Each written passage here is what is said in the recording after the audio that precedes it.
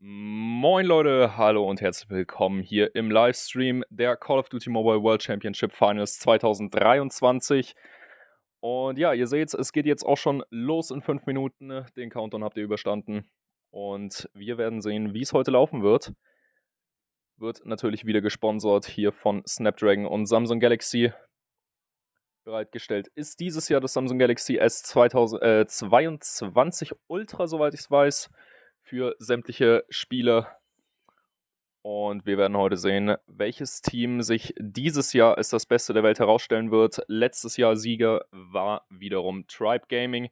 Nachdem sie letztes Jahr beinahe verloren hatten, haben sie es dennoch geschafft, nach 2 Loses jedes einzelne Match hintereinander zu gewinnen, bis ins Finale vorzudringen und letztendlich im Finale mit einem, ich glaube, es war 3:2 zu gewinnen oder sogar 4:1. Tribe Gaming hat da auf jeden Fall letztes Jahr nochmal bewiesen, dass sie die Besten der Besten sind. Und ja, Leute, wir sind hier jetzt bei den World Championship 2023 Finale. Und ja, Leute, Snapdragon Pro Series World Championship Call of Duty Mobile World Championship 2023 Finals. Als kleiner Disclaimer, ich verdiene hiermit kein Geld. Sämtliche Placements sind hier von Activision platziert. Ihr seht es im Hintergrund, DHL US Air Force unter anderem. Und ja, Leute, wie gesagt, ich verdiene hiermit keinen müden Cent. Offiziell ist das hier auch nochmal eine schöne Bewerbung für die deutsche Commentary im nächsten Jahr, möglicherweise. Hier sehen wir iHot Shift. Momentan im Studio. Die Teams bereiten sich noch auf die Finalrunden vor. Das Studio ist dieses Jahr um einiges kleiner als letztes Jahr, fällt mir auf. Aber da müssen wir jetzt mal durch. Und ja, wir werden sehen, wie es laufen wird. Und ja, es läuft wie jedes Mal. Ich stumme mich jetzt, hört denen gerne zu. Wer Englisch kann, ist klar im Vorteil. Und wir hören uns dann, wenn es in die Runden geht.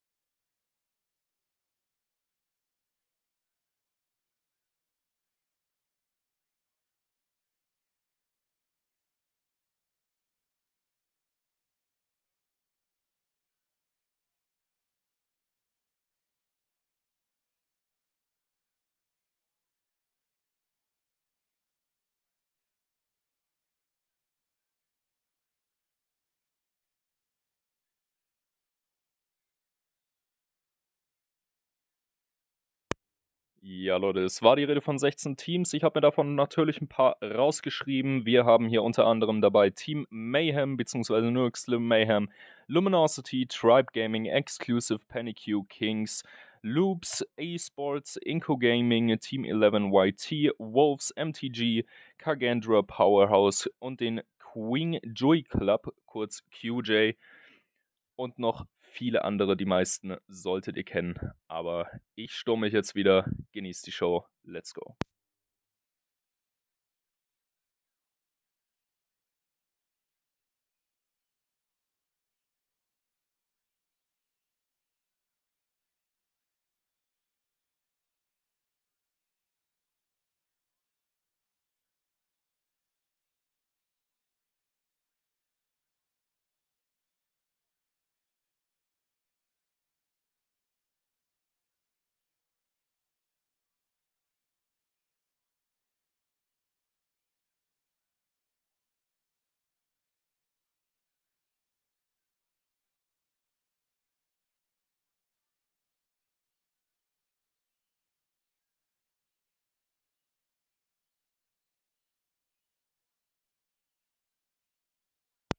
Ja, Leute, hier seht ihr nochmal die Teams. Wir haben hier bei NA Luminosity, New York Slim Mayhem, Tribe Gaming.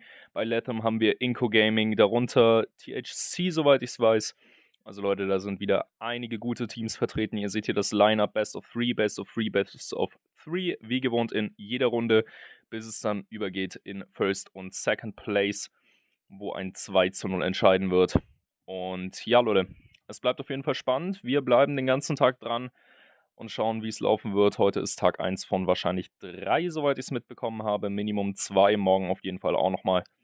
Und wir werden heute, beziehungsweise im Laufe der nächsten 2 bis 3 Streams herausfinden, welches Team dieses Jahr das Beste der Welt ist und ob ein Team es schaffen wird, Tribe Gaming den Thron zu stehlen. Wir haben hier auch nochmal die Price List. Auf Platz 13 bis 16 erhält jedes Team 7.000 Euro. Und Platz 9 bis 12 sind wir bei 12.000. Platz 5 bis 8 20.000. Platz 3 und 4 80.000. Platz 2 kriegt 170.000 und der erste Platz bekommt 400.000 Dollar. Ein gesamter Prize Pool von 1 Million US-Dollar. Leute, wird auf jeden Fall spannend. Wir werden sehen, welches Team sich die 400.000 Euro sichern kann, beziehungsweise Dollar. Und wir warten jetzt nur noch auf das erste Battle-Announcement, beziehungsweise auf das erste Match, welche Teams als erste heute gegeneinander antreten dürfen und damit die Finals einläuten dürfen.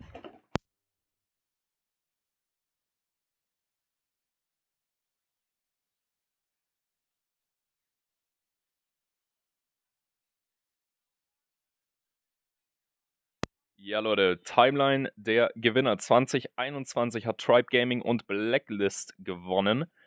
2022 hatten wir ebenfalls Tribe Gaming. Hier sehen wir noch kurz Luminosity, welche letztes Jahr in den Finals gegen Tribe angetreten sind und leider Gottes den zweiten Platz gemacht haben. Wir werden sehen, ob das vielleicht dieses Jahr nochmal so ist. Luminosity hat letztes Jahr bewiesen, dass sie verdammt strong und gut sind, aber gegen Tribe hatten sie dann leider in den letzten Runden wenig Chancen und ja, haben knapp verloren. Und wir werden jetzt sehen, ob sich dieses Muster dieses Jahr nochmal wiederholt, ob Tribe Gaming seinen Thron behalten kann oder nicht und ob Luminosity vielleicht auch wieder bis ins Finale einziehen kann und sich vielleicht dieses Jahr den Pokal holen kann und damit auch das große Preisgeld. Wir werden es auf jeden Fall sehen und ich schalte mich wieder auf Sturm. Let's go.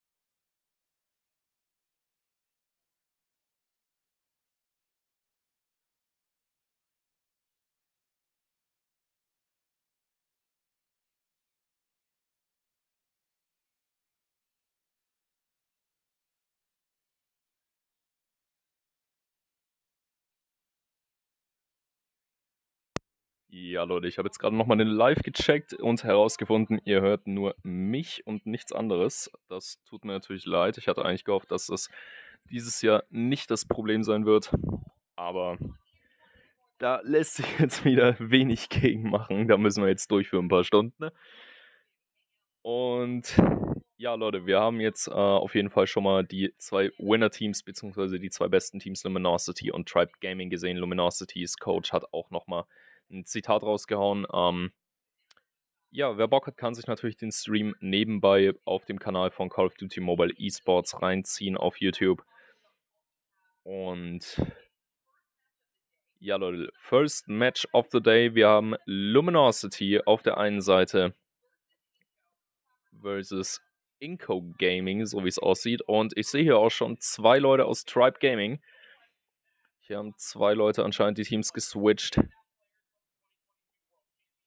Das könnte auf jeden Fall sehr interessant sein. Hier sehen wir auf jeden Fall schon mal einen, der auf jeden Fall das Team geswitcht hat. Da bin ich mit so 100% sicher. Da Marshy hat ebenfalls das Team gewechselt. Keine Ahnung, wie es dazu kam. Aber Marshy ist jetzt ein Luminosity, genauso wie Tectonic. Und Tectonic und Wedge waren beide letztes Jahr noch bei Tribe. Ich weiß nicht, was da vor sich gegangen ist und warum es jetzt so ist, aber die haben anscheinend zur Luminosity gewechselt. Kann sein, dass es da vielleicht Streitigkeiten oder Ähnliches gab. Ist mir leider nichts derartiges bekannt. Aber ja, ist jetzt leider so, wie es ist. Wir werden auf jeden Fall sehen, wie es läuft. Die haben auf jeden Fall einen sehr fröhlichen Marshy. Tribe Gaming wird wahrscheinlich Schwierigkeiten hierbei haben, gegen ihre eigenen alten Spieler antreten zu müssen.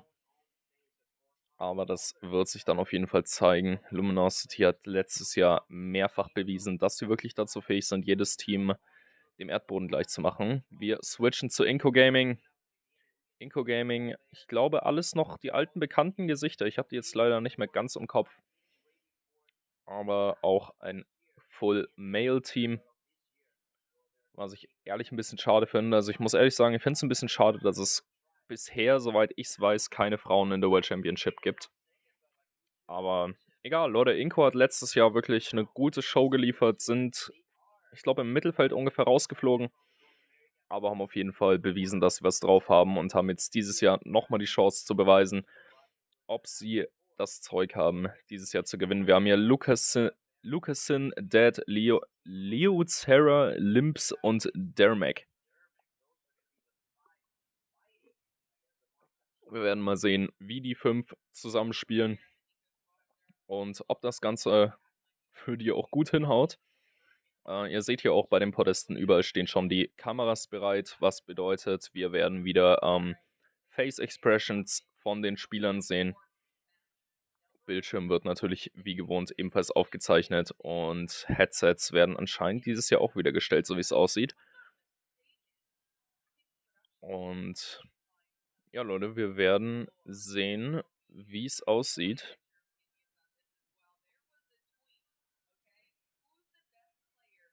Okay, Leute.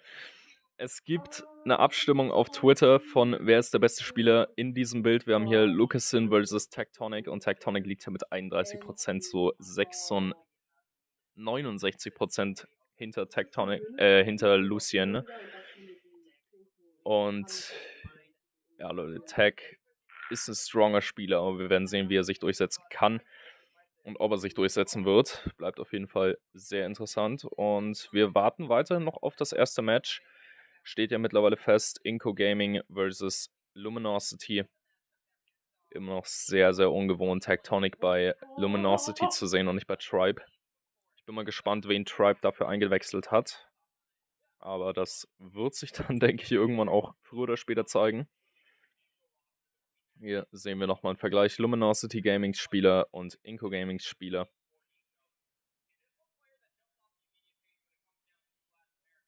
Und ja, wie ihr nochmal gerade gesehen habt, Inco Gaming stammt aus Brasilien, Luminosity wiederum aus Amerika. Hier haben wir nochmal Luminosity gegen Inco 3:1 in den World Finals 2022. Und ja, Leute, letztes Jahr war auf jeden Fall was sehr Spezielles, haben wir so bisher noch nicht gesehen. Aber lief letztes Jahr wiederum sehr, sehr gut. Tribe Gaming, wie gesagt, hat sich da den Thron absolut gesichert und dieses Jahr werden wir sehen, ob sie es nochmal hinkriegen. Ich bin mir da aber selber auch nicht mehr sonderlich sicher, weil sie Marshy auf jeden Fall schon verloren haben und Tectonic. Und ich weiß nicht, ob die ohne die beiden so gut dastehen werden. Hier haben wir die Head-to-Head-Hardpoint-Vergleiche. Kills 147,4 und 152,8, 129,6 Tode und 143,76 und für 58,87 Assists und 61,06. Inco Gaming liegt damit ziemlich weit vor Luminosity Gaming in der Statistik. Und ja, wird jetzt auf jeden Fall sehr interessant, ob Luminosity sich jetzt hier durchsetzen kann oder nicht. Inco weiß ich jetzt nicht, ob die wirklich so gut sind. Ich habe davon letztes Jahr nicht wirklich viel mitbekommen. Aber das werden wir jetzt heute in den Finals auf jeden Fall herausfinden. Wir haben als erstes Hardpoint und gebannt sind Summit, Hascendia, Takeoff und Arsenal. Map 1 ist für diese Runde Apocalypse, welche dieses Jahr erst released ist. Das könnte sehr, sehr interessant werden, weil wir noch nie eine World Championship auf dieser Karte gesehen haben. Und wird jetzt auch für mich ein bisschen interessant, weil ich dann ein bisschen sehen kann, wie das Ganze läuft. Runde 2 haben wir Search and Destroy, gebannt sind Slums und Express und Firing Range und Meltdown. Die Map wiederum ist Slums. Okay, Leute, keine Ahnung warum. Jetzt haben wir einen Switch. Wir haben Tunisia Express und Firing Range und Meltdown als gebannt. Als nächstes Control mit Crossroad Strike, gebannt sind Raid und Standoff. Da werden wir dann auch noch in Crossroad Strike reintauchen, welche ebenfalls erst dieses Jahr dazu kam und noch nie in einer World Championship zu sehen war. Das wird wirklich mal eine interessante World Championship, Leute. Wir werden zum ersten Mal sehen, wie Profis auf solchen Karten agieren. Natürlich haben wir bei Tribe und Hawks Nest, genauso auch bei Bobby Plays in Livestreams mehrfach gesehen, wie die auf den Karten agieren, aber noch nie in einer World Championship. Und ich denke mal, das wird sehr, sehr interessant und ich hoffe, ich kann mir davon auch ein bisschen was abschauen.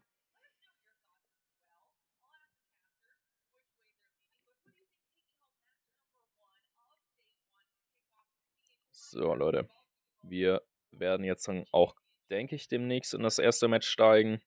Luminosity wird zeigen, ob sie hier besser sind oder nicht, gegen Inco Gaming. Inco letztes Jahr, wie gesagt, die Performance war, soweit ich es in Erinnerung habe, nicht die beste, aber auch relativ gut. Und ja, es könnte auf jeden Fall sehr interessant werden, wie das Ganze jetzt läuft oder nicht. Und ob hier Luminosity die Chance hat bzw. bekommt, sich hier durchzusetzen und das erste Match für sich zu behaupten.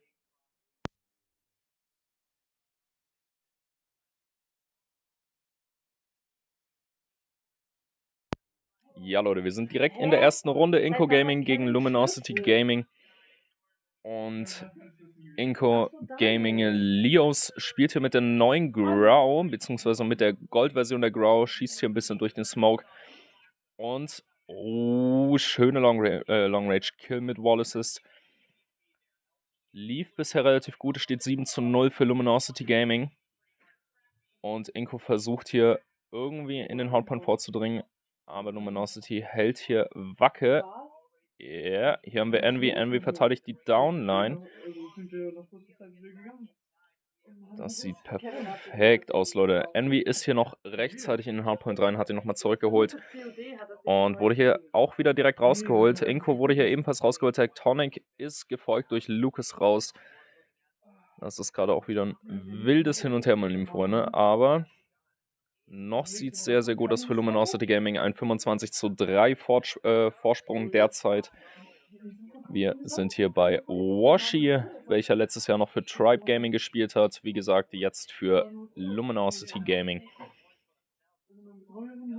Und ja, Band ist hier am Boden. Washi steht hier ziemlich gut.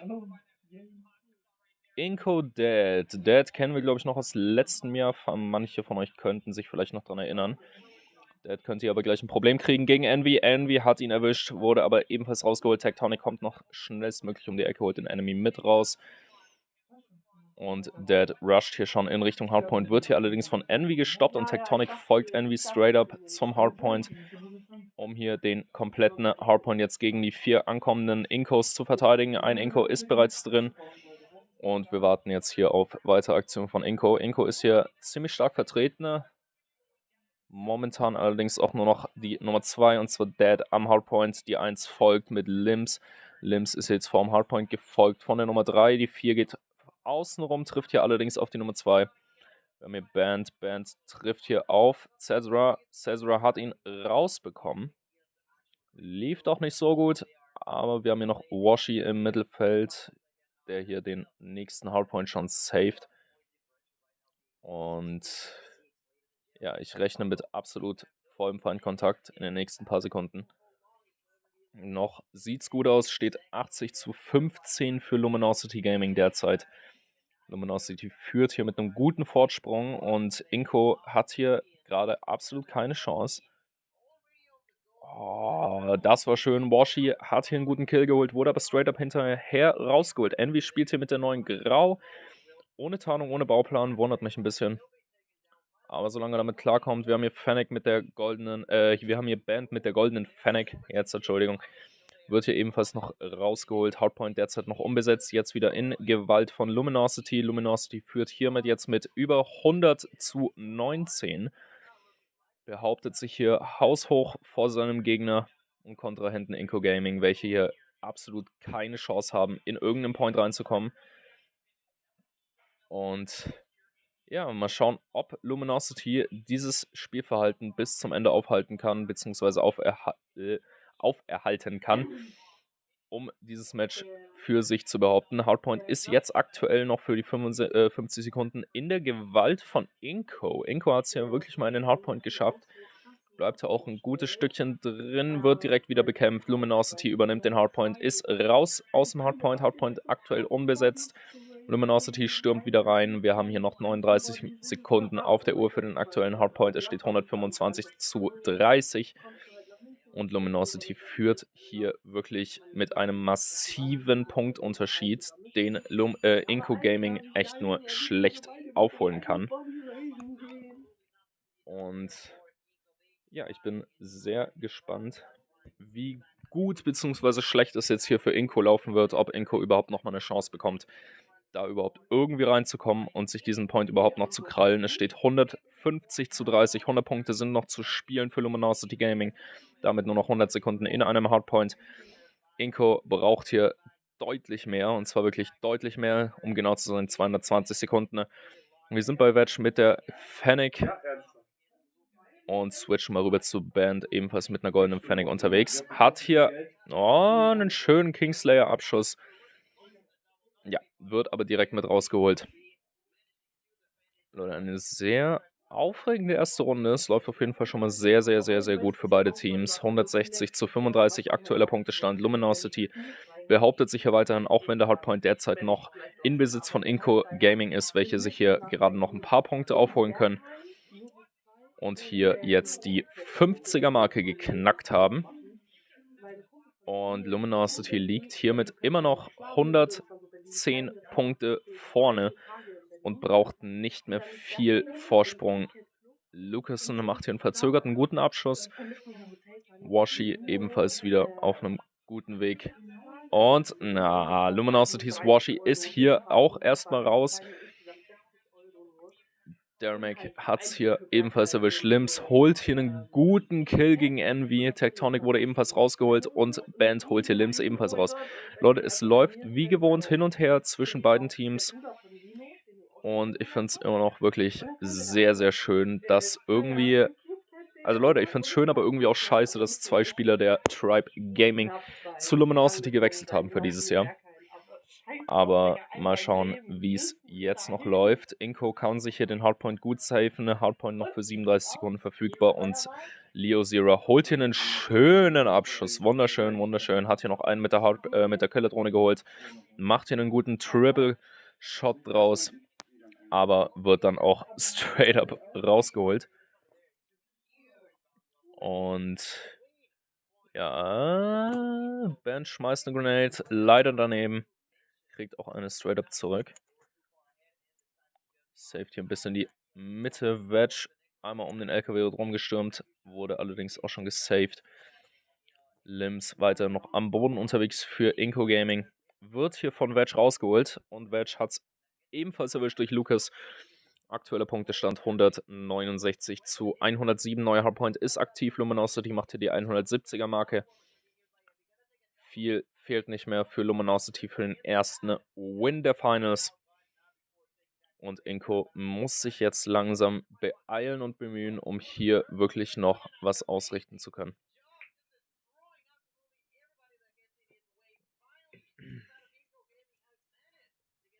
So Leute, aktuell 184 zu 112. Die 190er Marke ist beinahe voll, 185. Inco jetzt kurzzeitig wieder im Hardpoint. Und Limbs wird hier gleich einen sehr, sehr großen Besuch erhalten. 3 gegen 1, keine Chance.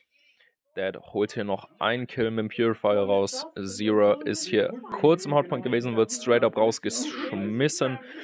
Tectonic hier weiterhin mit der Grau unterwegs. Keine Goldwaffe, kein Bauplan, kein gar nichts. Einfach nur ein Visier drauf. Selten gesehen, aber wenn Tectonic damit klarkommt, kommt Tectonic damit klar. Hauptsache, er holt den Win für sein Team.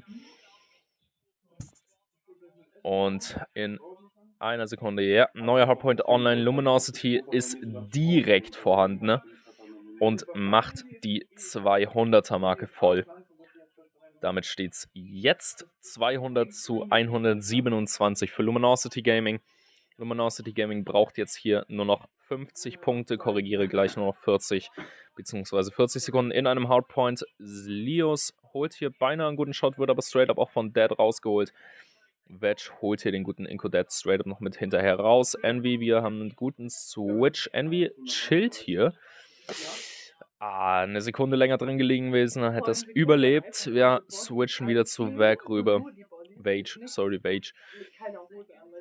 der hier für Luminosity einige gute Abschüsse mit dem Equalizer gerade geholt hat, aber auch straight up hinterher rausgeholt wurde. Envy weiterhin im Hardpoint, es steht 230 zu 127. Hardpoint derzeit wieder unbesetzt.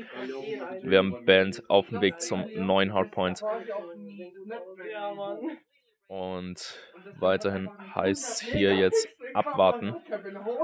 Schöner Longshot von Band, auch noch schön Headshot hinterhergezogen.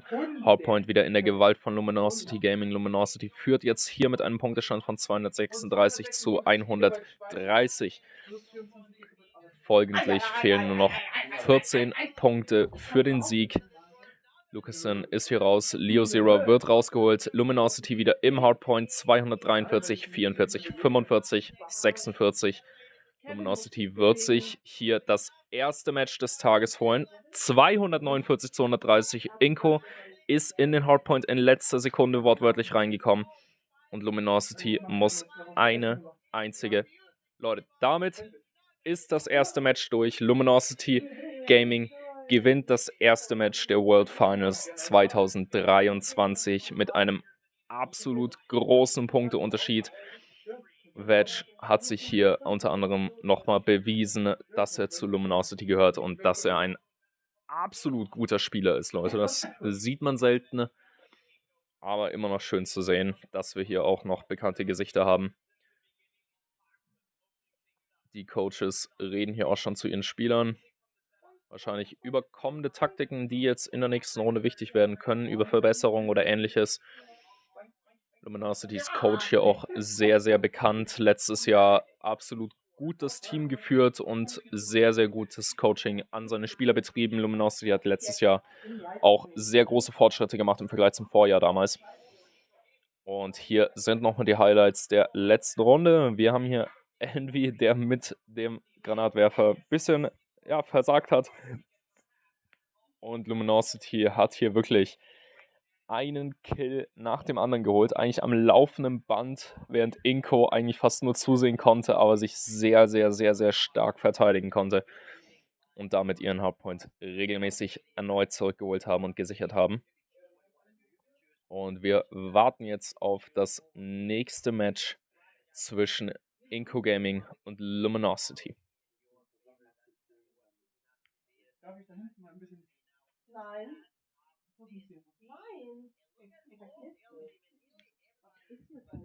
Ja, Leute, wir haben hier nochmal die Stats. Band ist hier der MVP mit einer KD von 38:28 und einer Hardpoint-Time von 1 Minute. Impact 168, während wir Lucasin auf seinem Top haben mit einer KD von 30:26 mit 4 Assists, einer Zeit von 1 Minute 10 und einem Impact von 170. Ziemlich knapp aneinander, aber auch auf jeden Fall sehr, sehr starke Kill-Anzahl von Band mit 38.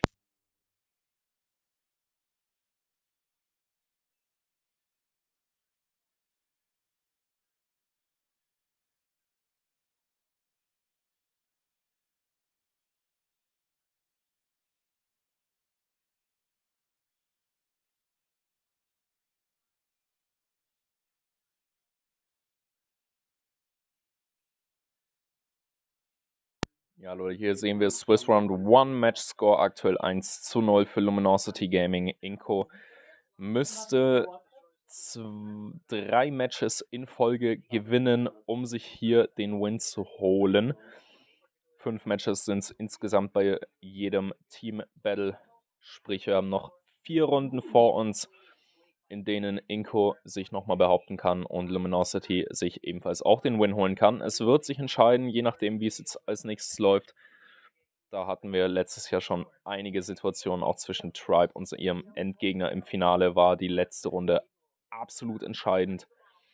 Und wir werden sehen, ob es vielleicht heute in der ersten Runde der World Finals 2023 ähnlich laufen wird.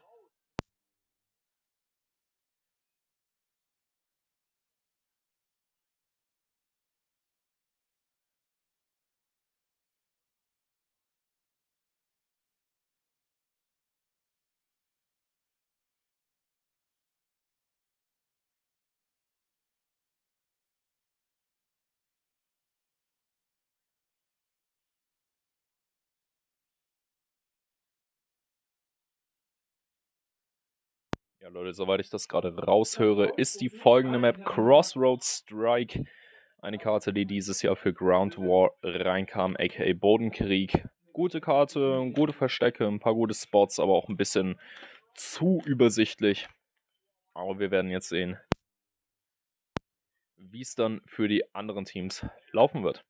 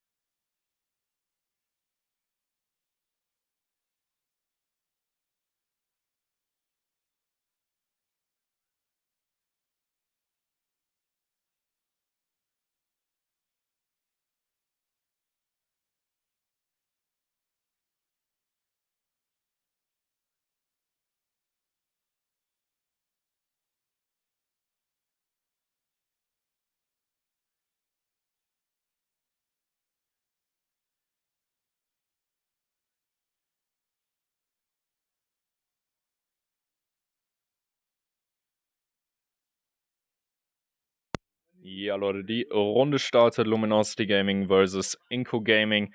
Runde 2 des Tages und Runde 2 des Matches. Es ist ein Search and Destroy Game. Leute, Search and Destroy, sehr, sehr schöner Modus. Spiele ich sehr gerne sogar. Und aktuell ist es noch ein 4 gegen 3. Inko hat hier schon 4 gegen 2. Inko hat die ersten 3 Spieler verloren. Lucasin und Leos sind hier die letzten auf dem Feld für Inko Gaming. Während Luminosity hier weiteren 4 Spieler noch drauf hat. Inko hier sehr vorsichtig unterwegs, wird hier aber direkt von Washi rausgescoped. Und jetzt bleibt spannend, ob Lucasin hier ein 1v4-Clutch hinhauen kann oder nicht. Wedge hier in der Nähe von A. Lucasin bewacht B mit seiner guten alten Locus. Wird hier rausgeholt, ja. Damit haben wir ein 1:0. Targets sind für diese Runde 7 Wins pro Team, beziehungsweise für das Winner-Team. Und das heißt, das Ganze kann sich wirklich auf 14 Runden ziehen, beziehungsweise 13. Wir sind hier in der Camp von Band von Luminosity. Inko hier auf einem guten Weg straight up zu B. Aktuell ein 3 versus 4. Inko dreht hier den Spieß direkt um. 2 gegen 4. Wir werden sehen. 2 gegen 1. 1v4. Bomb wird geplaced von Dead. Tectonic hier, letzter Spieler seines Teams, wird straight up rausgeholt. Das war ein kompletter Team-Wipe. 1:1. Und wir starten in die dritte Runde.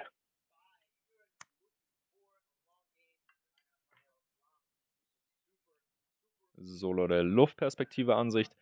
Wir haben hier beide Teams, die eigentlich grob gesehen direkt aufeinander zurennen. Und es ist jetzt schon ein 4 gegen 4, ein 2 gegen 3. Ja, Tectonic holt hier einen schönen Abschuss. Washi hier auch noch auf dem Feld mit der MB11 und Locus Electron. Und wir sind jetzt in einem 1v2.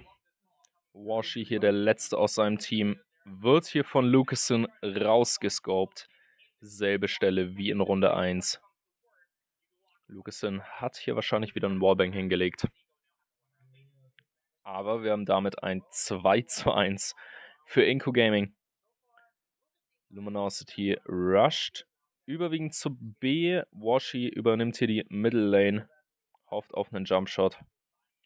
Leo Zero in der Mitte angekommen, gefolgt von Dead. Beide auf dem Weg zu B. Und sollte jetzt hier gleich auf 3 Spieler eigentlich treffen, wenn es blöd für sie läuft. Band hier auch weiterhin mit der Sniper unterwegs. Wir switchen zu Wedge, der ebenfalls eine Granate rüber zu B wirft. Bombe ist platziert auf B. Inko hat hier einen guten Place rausgesucht. Und Wedge wird hier aus der Ecke rausgeholt. Wurde straight up gerecht. Burnick holt hier straight up den nächsten Kill gegen Envy. Und Tectonic hatte hier keine Chance in einem 1v3. Aktueller Punktestand 1:3. In 4 Sekunden geht's in die nächste Runde. Und wir werden sehen, ob Inko Gaming hier ein 4:1 machen kann.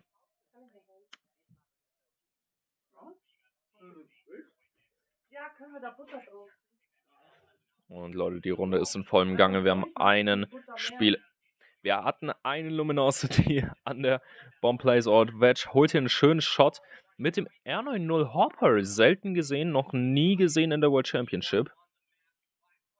Und hier haben wir Lucasen mit der 50 GS. Schöner Shot, sehr, sehr schöner Shot. Steht weiterhin 3:1. 1v1 Situation zwischen Lucasen und Washi.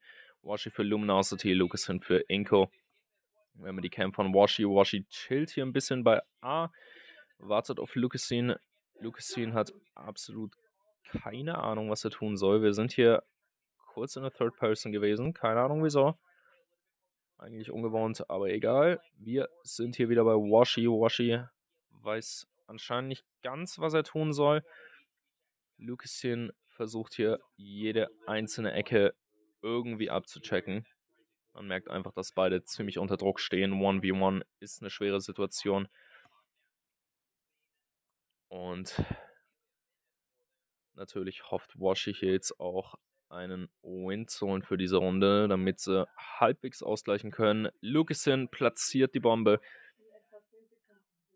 Und Bomb has been placed. Wir werden sehen, ob Washi ist auf dem Weg. Schmeißt auch straight up schon mal eine Nade. Hat hier absolut keine Ahnung, wo Lucasen sich hier aktuell rumtreibt. Oh, Leute, das war eine ganz knappe Aktion. Und Washi ist sowas von tot, ja. Lucasen holt hier das 1 gegen 1. Aktuell 4:1 für Inko Gaming. Luminosity liegt hier weit zurück. Hat aber noch ein paar Chancen, das Ganze zu ändern. Runde geht los. Luminosity schon direkt auf dem Vormarsch. Wedge rennt hier zu A. Aktueller Bombenbesitz ist bei Limps. Limps aktuell im Bombenbesitz. Und ein 3 versus 5 derzeit. Inco zeigt hier wirklich, dass sie im Laufe des Jahres massiv trainiert haben. Und 1v5 Bomb has been placed. Lucasen holt hier den letzten Shot gegen Tectonic und wir haben ein 5:1, damit einen Side-Switch. Was bedeutet, Inco muss jetzt die Bombe placen. Korrigiere, Luminosity muss Bombe placen. Keine Ahnung warum, aber ist es wohl so. Gut, Leute. Oh, jo. Leute, Lucasen holt hier einen wunderschönen Shot am Anfang. Aktuell ein 4 versus 5. Luminosity hat hier den ersten Spieler direkt in den ersten Sekunden verloren. Wedge hier mit der Nate schmeißt straight up. Ging aber, glaube ich, ziemlich daneben. Lucasen versucht es hier weiterhin mit Quickscope-Shots. Band mit derselben Sniper auch auf dem Quickscope-Trip unterwegs. Lucasen bei Bomb-Place-Ort wird... Oh! Bei Gott, Leute, das war eine ganz knappe Aktion. Lucasen wird gleich wahrscheinlich sterben. Wedge war hier der letzte aus Luminosity und damit haben wir ein 6:1 für Inco Gaming. Luminosity muss jetzt hier 6 Mann in Folge gewinnen, um diese Runde für sich behaupten zu können. Ansonsten holt sich Inco Gaming den Point.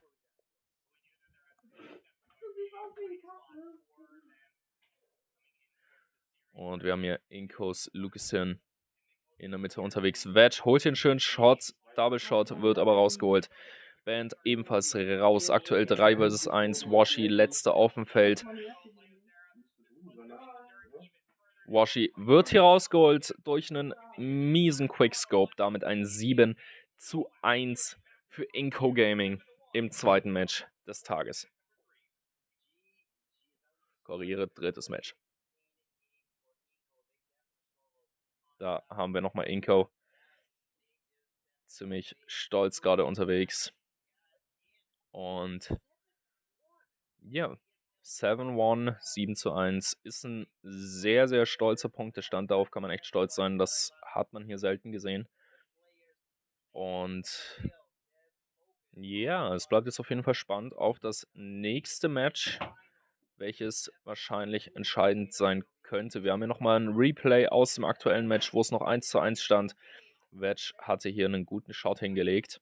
Wurde halt leider Gottes auch straight up mit rausgeholt. Und Leute, wir warten jetzt auf das nächste Match und bis gleich.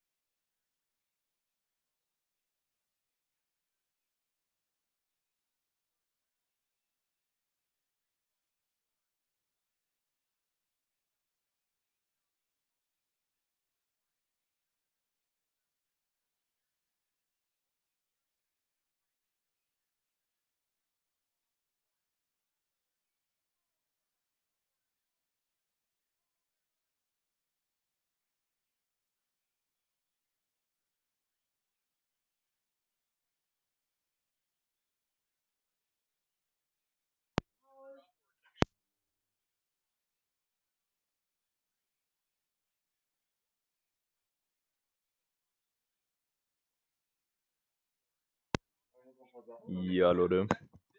Wir hören hier gerade was zwischen dem Match von Tribe und Powerhouse. Powerhouse hat hier anscheinend gewonnen im ersten Match.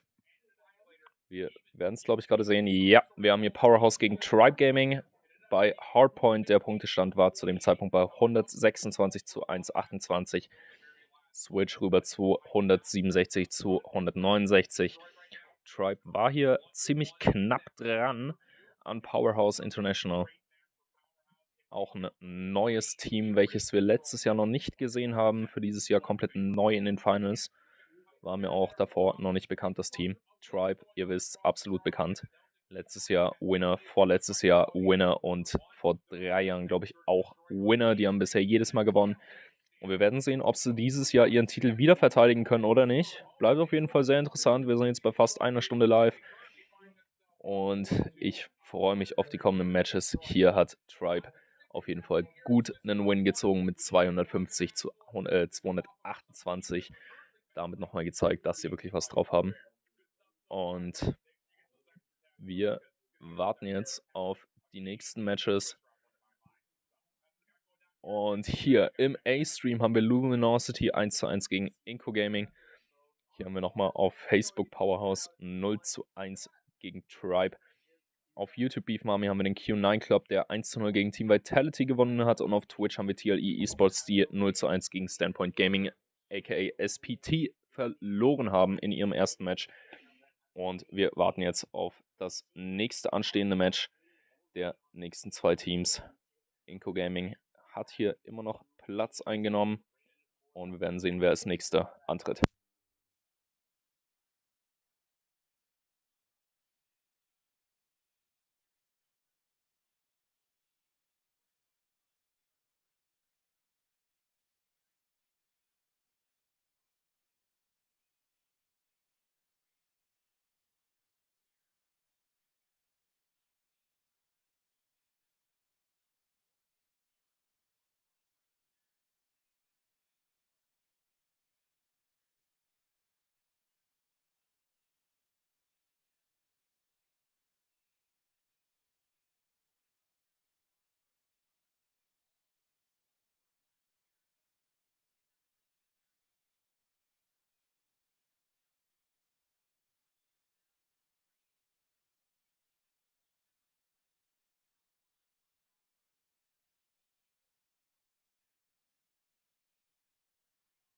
Ja, Leute, weiterhin anscheinend angespannte Nerven. Wir warten immer noch auf das nächste Match. Luminosity hat hier immer noch Platz genommen. Beige hier gerade noch mit Tectonic im Speak am Quatschen. Die anderen 2 sind hier schon ein bisschen am Vorbereiten anscheinend. Korrigiere, die anderen 3 sind hier ein bisschen am Vorbereiten. Während Beige und Tectonic hier wirklich einfach entspannt sind. Inco macht sich hier auch schon bereit für ihr nächstes Match. Und es sollte dann eigentlich jeden Augenblick losgehen. Ja, Leute, man hört schon, die warten derzeit darauf, dass jeder sich bereit macht fürs Match. Die letzten Schlücke Wasser werden getrunken und dann soll es auch jetzt sofort dann gleich mal losgehen. Teams sind beide bereit. Und jeden Augenblick startet dann auch das nächste Match der World Championship Finals 2023.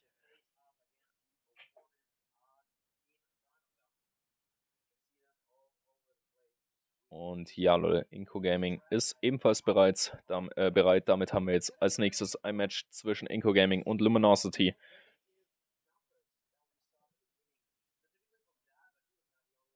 Luminosity hier sehr, sehr entspannt gerade. Noch ist der Abend sehr früh. Noch wissen wir nicht, wer wirklich weiterkommen wird. Die Teams sind noch relativ entspannt. Und ich denke, das wird sich in circa 1-2 Stunden ändern. Da werden dann die Nerven, glaube ich, wirklich blank liegen, wenn es dann wirklich um alles geht.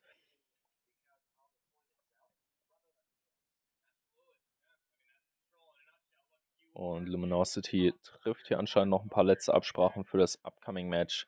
Inco weiter noch ziemlich entspannt.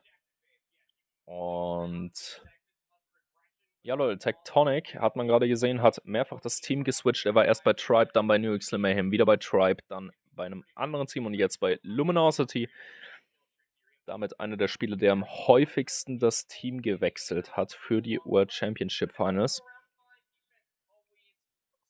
Und wir sind in der Runde drin. Es geht los.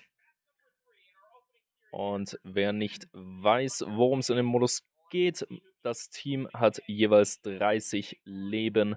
Sobald diese 30 Leben aufgebraucht sind, ist jeder tot permanent, bis der letzte Spieler gestorben ist. In Kombination mit Hardpoint natürlich. Und ja, Leute, Washi hier sehr entspannt am Rumstehen. Macht eigentlich gerade sehr wenig. Beide Teams noch bei 25 Leben. Inko runter auf 24. Washi ebenfalls auch runter. Und es ist gerade ein ziemlich knappes Kopf-an-Kopf-Rennen, was die Leben angeht. A zu einem Drittel eingenommen von Inko Gaming. Inko hat sich hier die erste Hälfte komplett eingenommen, ist bei der zweiten Hälfte für A. Band versucht hier mit der Fennec A zu defenden. Ja, Fehlschlag wird hier von Lucasen rausgeholt, der um die Ecke stand. Vage holt hier einen richtig schönen Kill gegen Limbs, wird aber instant von Dead gerecht. Und wir sind bei Dermake, aktuelle Leben bei 18:12. Inko hat hier nicht mehr viel. Und Dead holt hier einen schönen Kill mit raus. 16:10 von den Leben her. Inko darf nur noch 5 Leben verlieren. Danach werden sie ihre ersten Spieler verlieren. In 20 Sekunden gibt es einen guten Switch. In, sofern ich es weiß, Runde 2 von maximal 6. Und noch 10 Sekunden auf der Uhr. Time is stopped. A wird gerade eingenommen von Inko Gaming. Und Inko holt sich damit Point A. Objective A lost. 1 Minute 8 jetzt wieder auf der Uhr. Vage mit dem R90 Hopper in Position. Grau 556 von Tectonic ist hier auch schon ziemlich strong unterwegs. Leo Zero oben am Balkon unterwegs. Envy rechnet schon damit und traut sich natürlich nicht nach vorne. Rush nach draußen rechtzeitig, gerade so noch. Washi hier unten noch den Eingangsbereich im Blick. Aktuelle Leben sind 10:7. Inko hat nur noch 7 Leben. Knappes Ding. Luminosity verliert ein weiteres Leben, ist jetzt bei einem 9:7. Dermake an einer guten Position. Vage ist hier an der Ecke am Callen. Trophy System wurde von Lucasen destroyed. Damit haben wir einen Lebensstand von 7:6. 7:4. Tectonic holt einen schönen Double Kill. Inko nur noch mit 4 Spielern auf dem Feld. 3 Spieler auf dem Feld. Luminosity hier noch mit 6 Spielern bzw. 6 Leben auf dem Feld.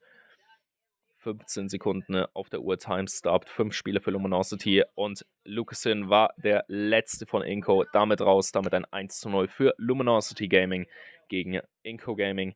3 sind das Goal. Und Luminosity muss jetzt hier nur noch zweimal einen Win rausziehen, um dieses Match für sich zu behaupten. Wir sind hier bei Washi mit der goldenen Grau 556. Lucasen hat ihn hier. Lucasen hat hier Tectonic erwischt. Auch sehr interessant. Wird hier aber direkt rausgeholt von Vage. Lebensstand sieht hier für Luminosity wieder sehr gut aus. Sie liegen weiter noch gut vorne mit 27 Leben zu 21 Leben. A und B werden beide eingenommen von Luminosity derzeit. A zu 2 Dritteln eingenommen. Das dritte läuft gerade. Und so wie es aussieht, ja, A gehört damit Luminosity Gaming. 2 Minuten 20 noch auf der Uhr. B wird zurückerobert von Inko Gaming. 23:17 Leben derzeit. Inko liegt hier sehr weit zurück. Muss jetzt wirklich handeln. Ansonsten haben sie wirklich nur eine einzige Runde, um irgendwie noch was zu drehen. B wird weiterhin eingenommen von Luminosity. Luminosity holt hier gleich das zweite Drittel von B. Und damit ist das zweite Drittel eingenommen und Luminosity immer noch in B drin. Wurde jetzt hier kurzzeitig anscheinend rausgeholt. 19 Leben zu 12 Leben, 17. Und Luminosity behauptet sich hier weiterhin. Dead hier Envy mit einem Purifier rausgeholt. Leo Zero mit der Grau holt hier einen schönen Kill gegen Vage. 15 gegen 11 Leben. Leo an einer guten Position. Washi mit der Flashnade. Flasht hier ein Enemy. Weiß ja aber nicht, an welcher Stelle er ist. Ihr könnt es natürlich sehen. 8 Leben für Inko, 14 für Luminosity und 7 für Inko. B weiterhin zu 2 Dritteln eingenommen. Luminosity liegt damit wirklich sehr gut weit vorne. Envy holt hier einen Trophy und Major Assist wird hier aber rausgeholt. 12 gegen 4 Leben. Inko muss jetzt hier wirklich sehr, sehr stark aufpassen. Noch 3 Spieler auf dem Feld für Inko. Wage an einer guten Position, ist in B drin, versucht sich den Point zu holen. Washi wird hier rausgeholt. Band holt hier allerdings den drittletzten raus. Und Inko hat nur noch Leo Zero auf dem Feld, welcher jetzt raus ist. Damit haben wir das 2:0 für Luminosity Gaming. Und einen Switching Sides, aka Side Switch. Und jetzt werden wir sehen, ob Luminosity hier das letzte Ründchen gewinnen kann aus den 3 und damit ein 3:0 für sich behaupten kann. Oder ob sich's umdreht und Inko jetzt den Ausgleichsversuch startet.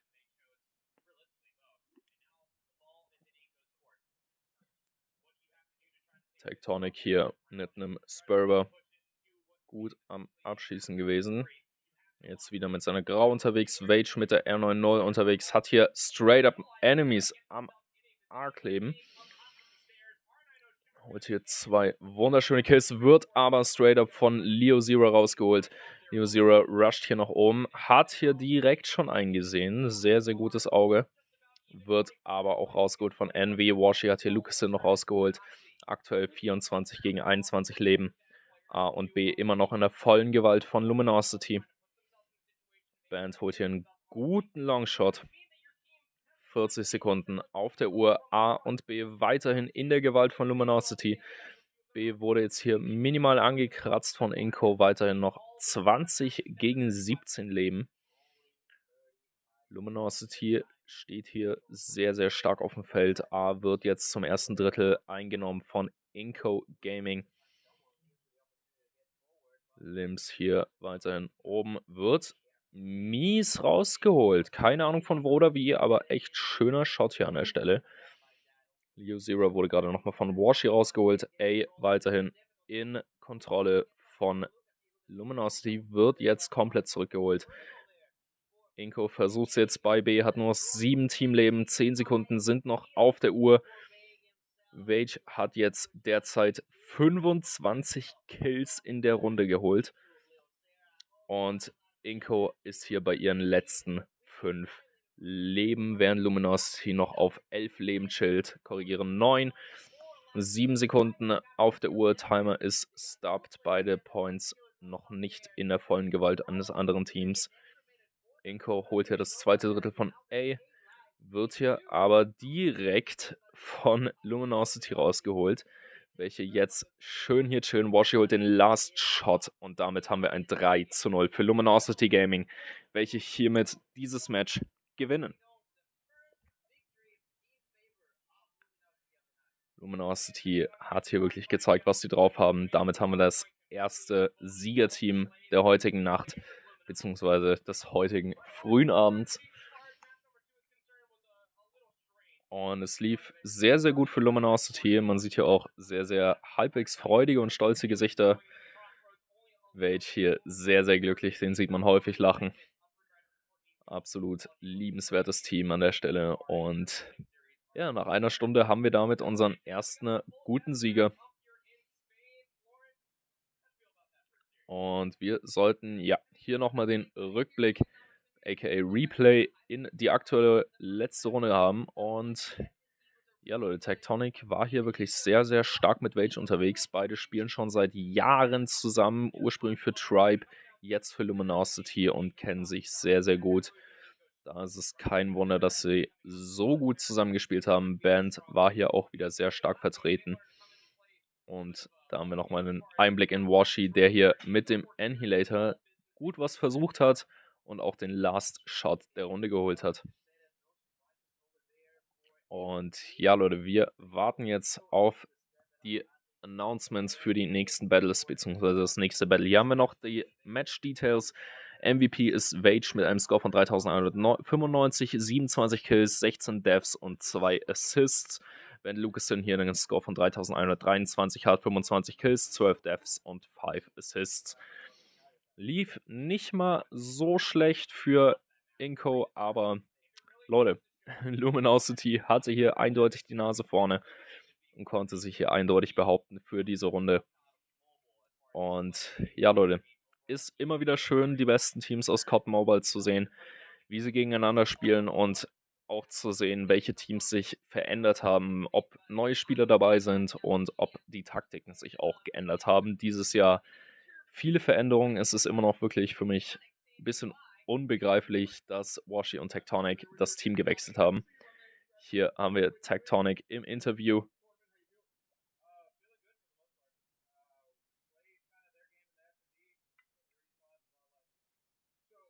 Ja, Leute, Tectonic fühlt sich ziemlich gut. In S&D ging es ihm auch relativ gut. Die Respawns waren sehr gut platziert und sie konnten sich gut behaupten.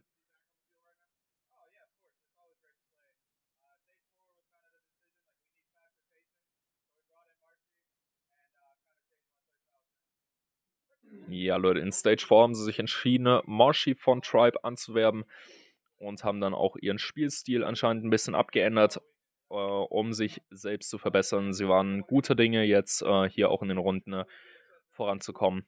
Und ja, lief gut.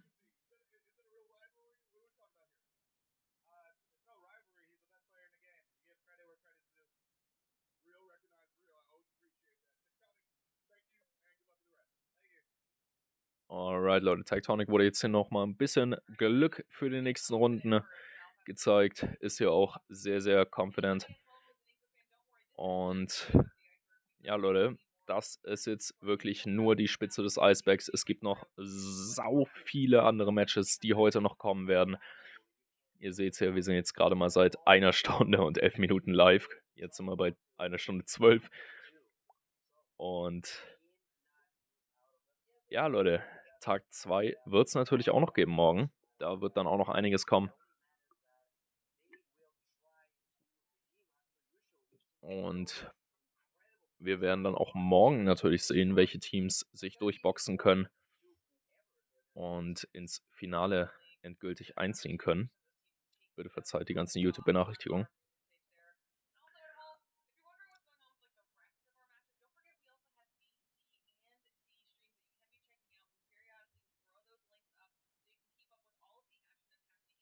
Alright, Leute, es gibt noch B, C und D Streams, die ihr ebenfalls noch anschauen könnt. Geht dazu einfach auf den aktuellen Livestream und schaut unten in die Videobeschreibung.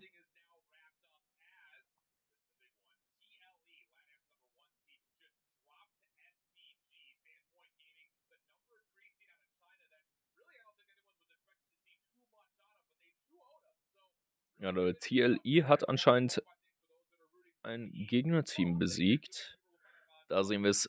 Powerhouse International hat hier gegen Tribe, glaube ich, ja, ziemlich versagt. Wir sind hier in einem Replay von einem Match, das sie vorhin gespielt haben. Und ja, Leute, Tribe hat sich hier in einem S&D gegen Powerhouse International, kurz PRHS, ziemlich gut durchgesetzt. Und ein 7:3 anscheinend rausgeholt, so wie es aussieht. Und wir switchen nicht mehr rüber zu einem anderen Spiel, aber Q9 hat Vitality anscheinend geschlagen. Und hat mit einem 7:4 auf Meltdown gewonnen. Wir switchen hier rüber. Hier haben wir den A-Stream Luminosity 2:1 gegen Inco Gaming. Facebook haben wir Powerhouse, welche 0:2 gegen Tribe verloren haben. Auf YouTube Beef Mami haben wir Q9 Club, der 2:0 gegen Team Vitality gewonnen hat. Und auf Twitch haben wir TLE Esports, die 0:1 gegen Standpoint Gaming verloren haben. Damit sind Luminosity, Tribe, Q9 Club und Standpoint Gaming auf jeden Fall eine Runde weiter. Die anderen haben noch Chancen, sich zu behaupten in weiteren Matches gegen die Verlierer.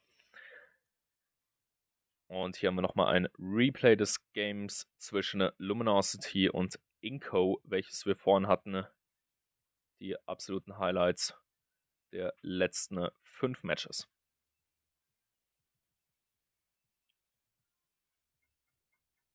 Und Leute, kurzer Switch. Wir sind in der Werbung, die ich eigentlich jetzt nicht wirklich haben wollte, aber zum Glück hört ihr nichts. Beziehungsweise leider hört ihr nichts.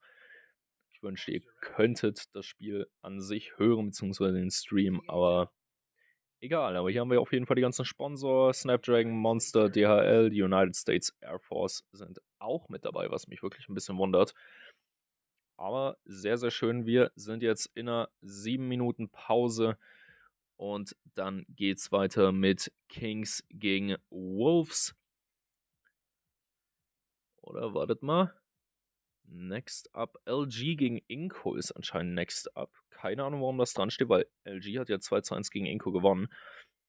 Ich gehe einfach mal von aus, es ist jetzt als nächstes wirklich Kings gegen Wolves, welche in 6,5 Minuten antreten werden. Ich mute mich. Habt Spaß. Tut mir leid weiterhin, dass es stumm ist. Lässt sich leider Gottes nicht ändern. Ich habe da alles versucht in den Einstellungen. Aber wir hören uns auf jeden Fall in 6 Minuten wieder.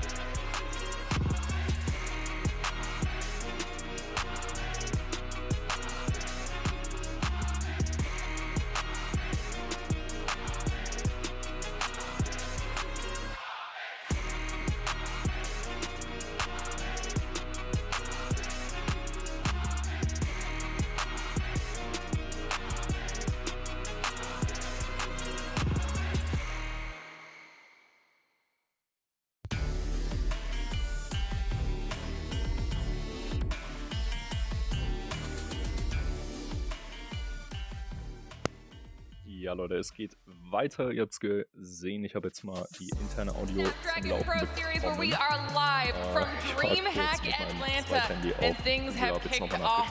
The competition is going, and it was LG on the main stage to take home the first match of the day. Don't worry, we've got loads more in store. It's going to be a very exciting weekend, and we're going to be with you guys the entire time.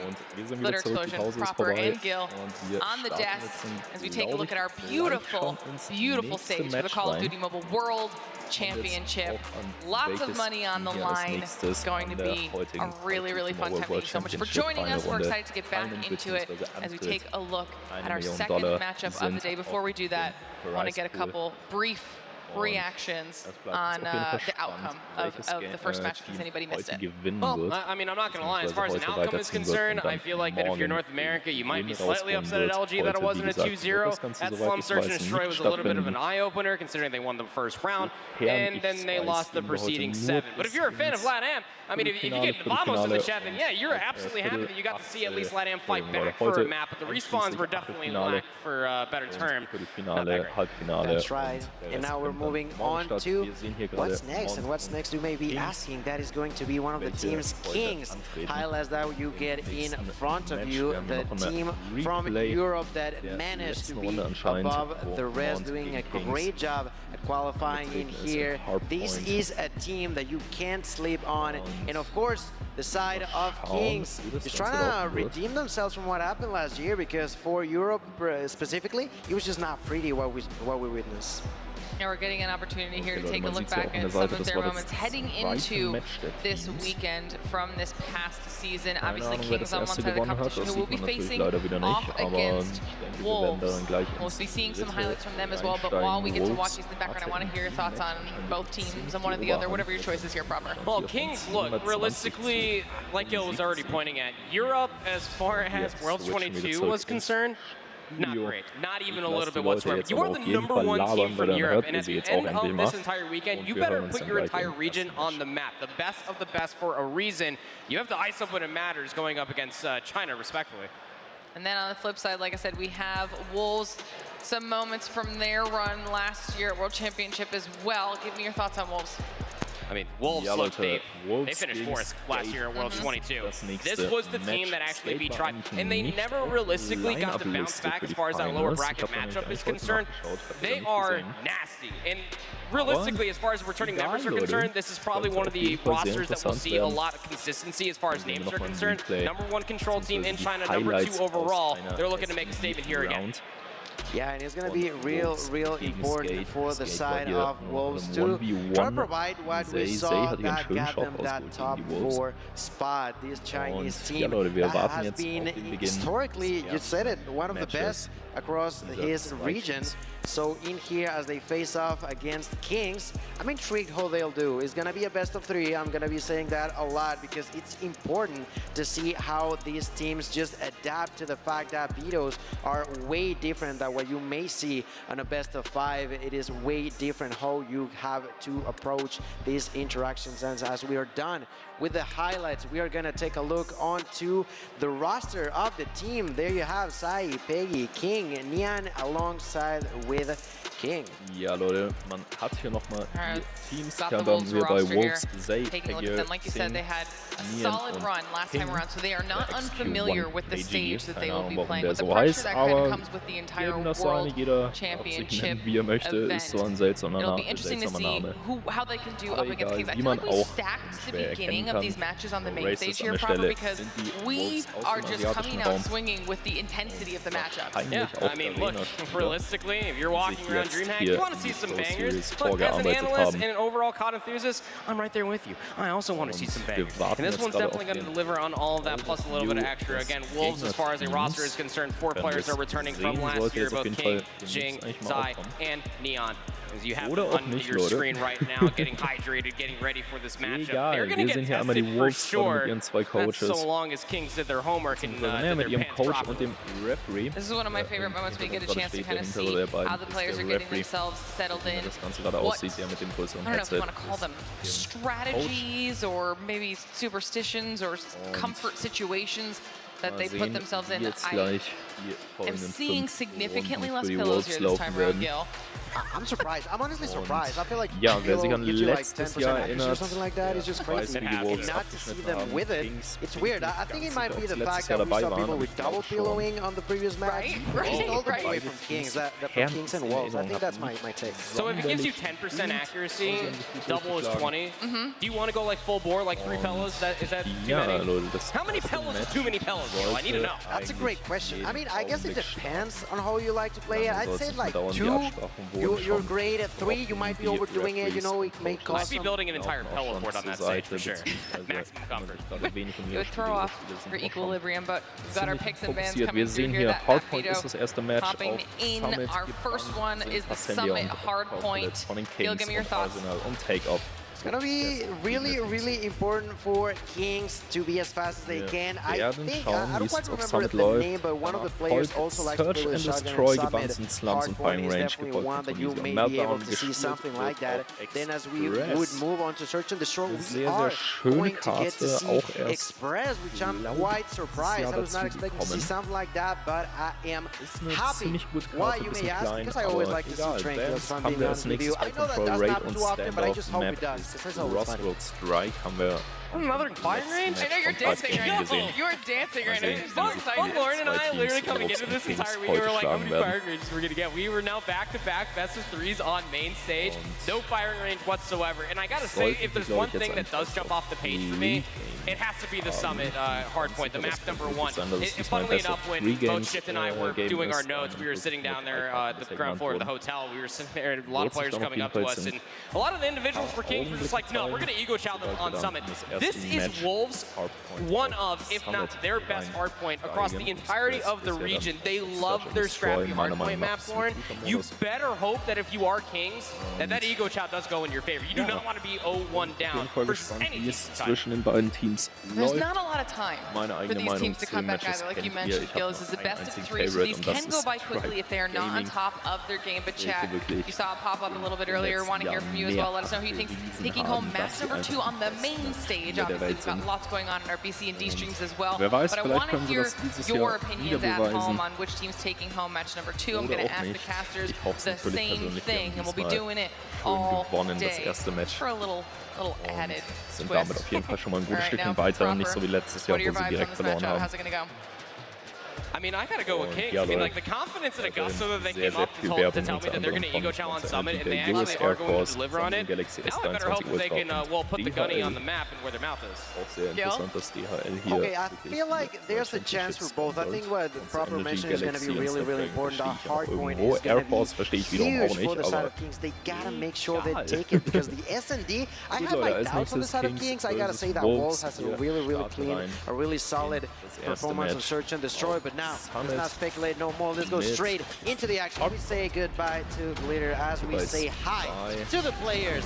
And ladies and gentlemen, that's where we begin match number 2 of the day, of the weekend. This is going to be Kings and the side of Wolves facing each other, trying to see who's going to be the one to take the right step into tonight's weekend. Look, Kings, as far as Summit Hardpoint is concerned, across the region, 1 and 2, not exactly something to be impressed with, maybe not exactly something to write home about. Wolves on the other side, in at least the past month, if not more than that, have played Summit Hardpoint 11 times. They are 9-2 on this map mode combination, so you better hope that you can really stick to your guns and take this map number 1 and potentially the rest of the series. P1 rather scrappy before we have to really take a look at that server Hardpoint for P2. That is realistically where you're going to see a lot of discrepancy as far as time is concerned, and then the money hills for 3 and 4. We'll talk about it when we get there. Kings trying to set themselves up for that rotation early. Hunter Killer Drone already invested, trying to get a little bit more space to try to push a little bit further forward.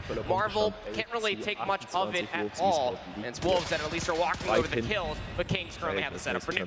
Trying to play as a pack, but the Kings are doing a great job at sitting on the throne. There you got Nina getting taken out by the opponents. Grease doing a great job, double kill for himself, immediately looking for the triple, does not find it, but doesn't matter too much now. Can they help the assistance of Spy? Spy's dead, but he's not. Oh, now he is double kill there for Kings. Doing a great job now, but immediately with the retake, there's a raid. I like the way that Kings are playing, but Wolves are not too far behind. Only losing by about 10 seconds is not going to be the end of the world for the Chinese team, as they are trying to retake control their side.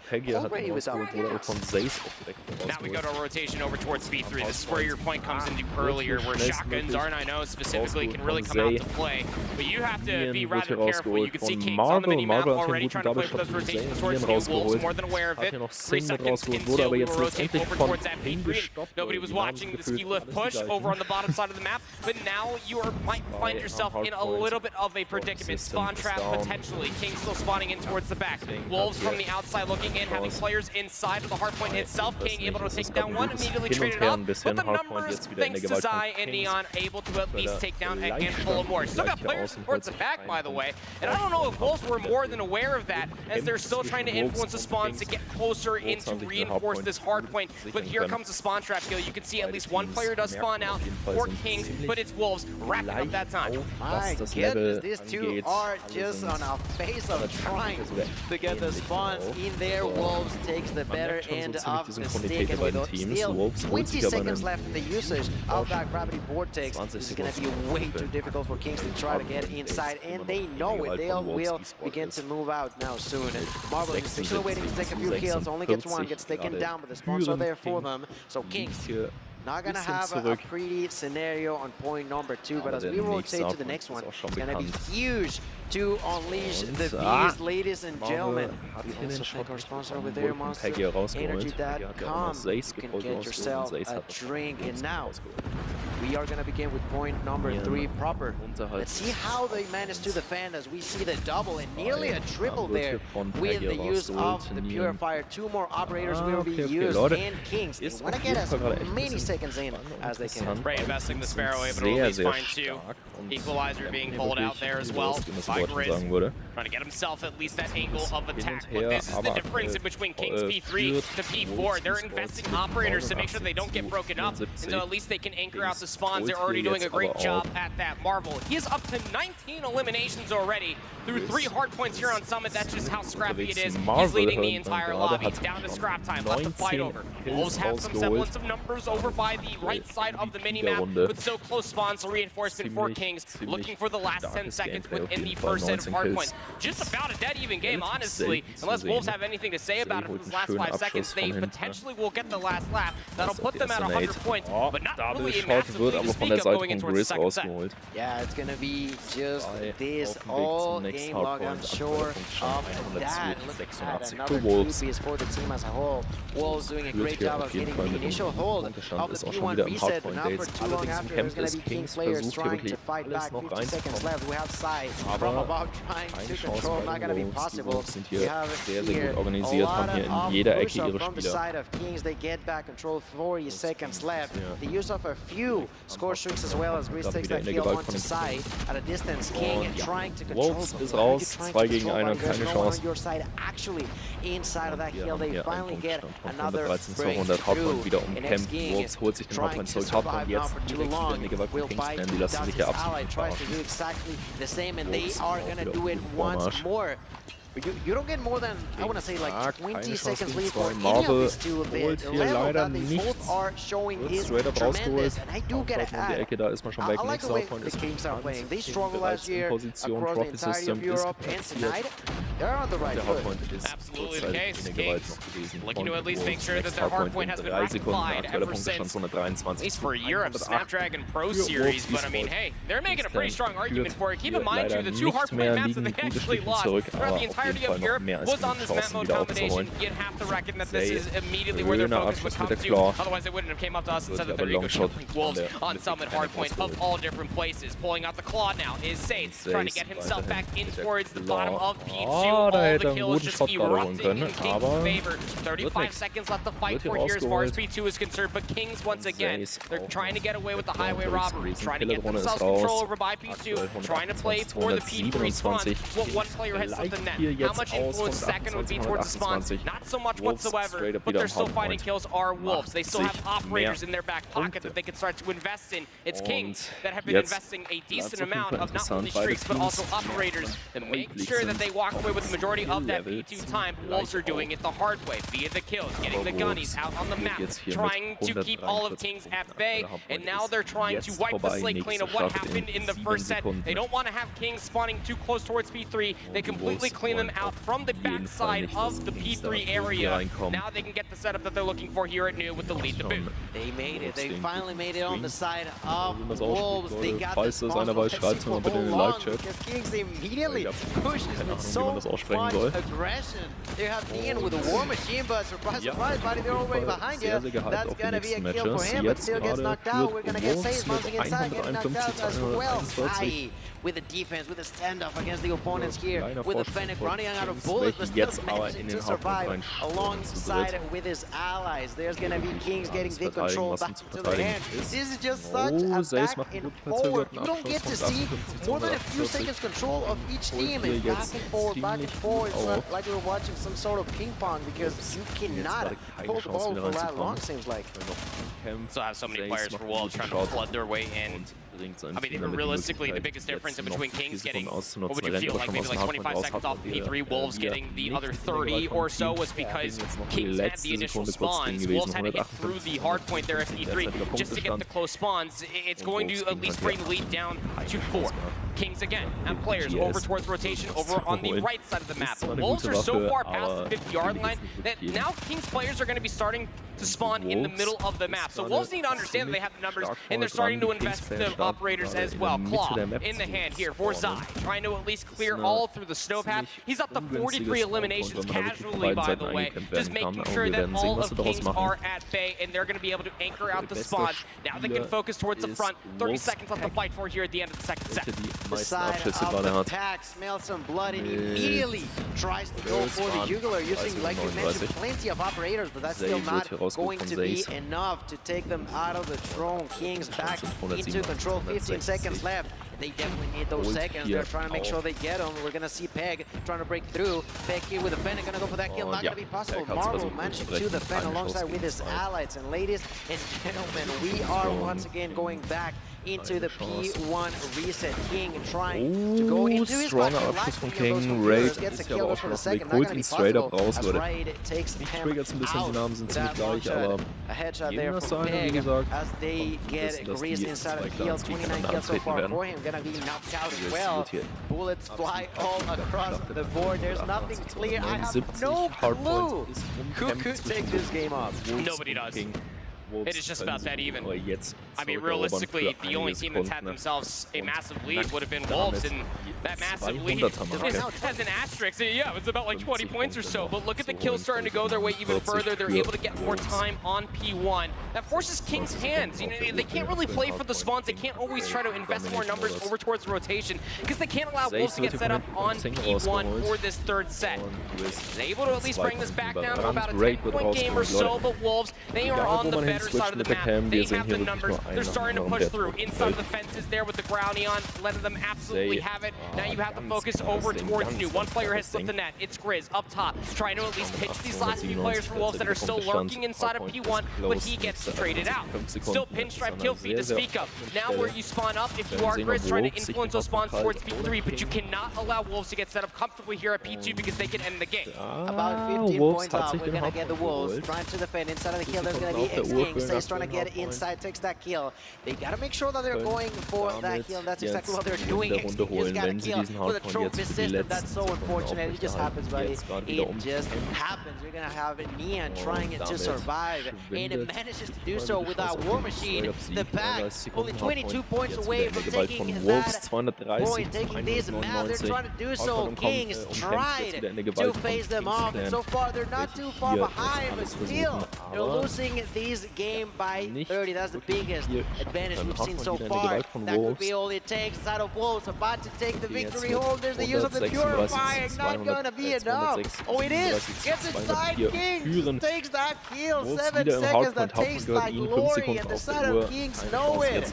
They are trying to take him out. It's just not possible, and on top of that proper, they got the hill. One player spawned in for Grizz, over by P3. The rotation towards New is required. Kings need to make sure that they play this damn near perfectly. Peggy is able to at least find 2. Isn't enough though. You still have players for Kings spawning in towards the back, but Wolves have flushed them out. One player still lurking nearby. You have to get inside the time, but nowhere to be found. Wolves strike first here in the best of 3. GG's, man, I love that game. That was just incredible on that side.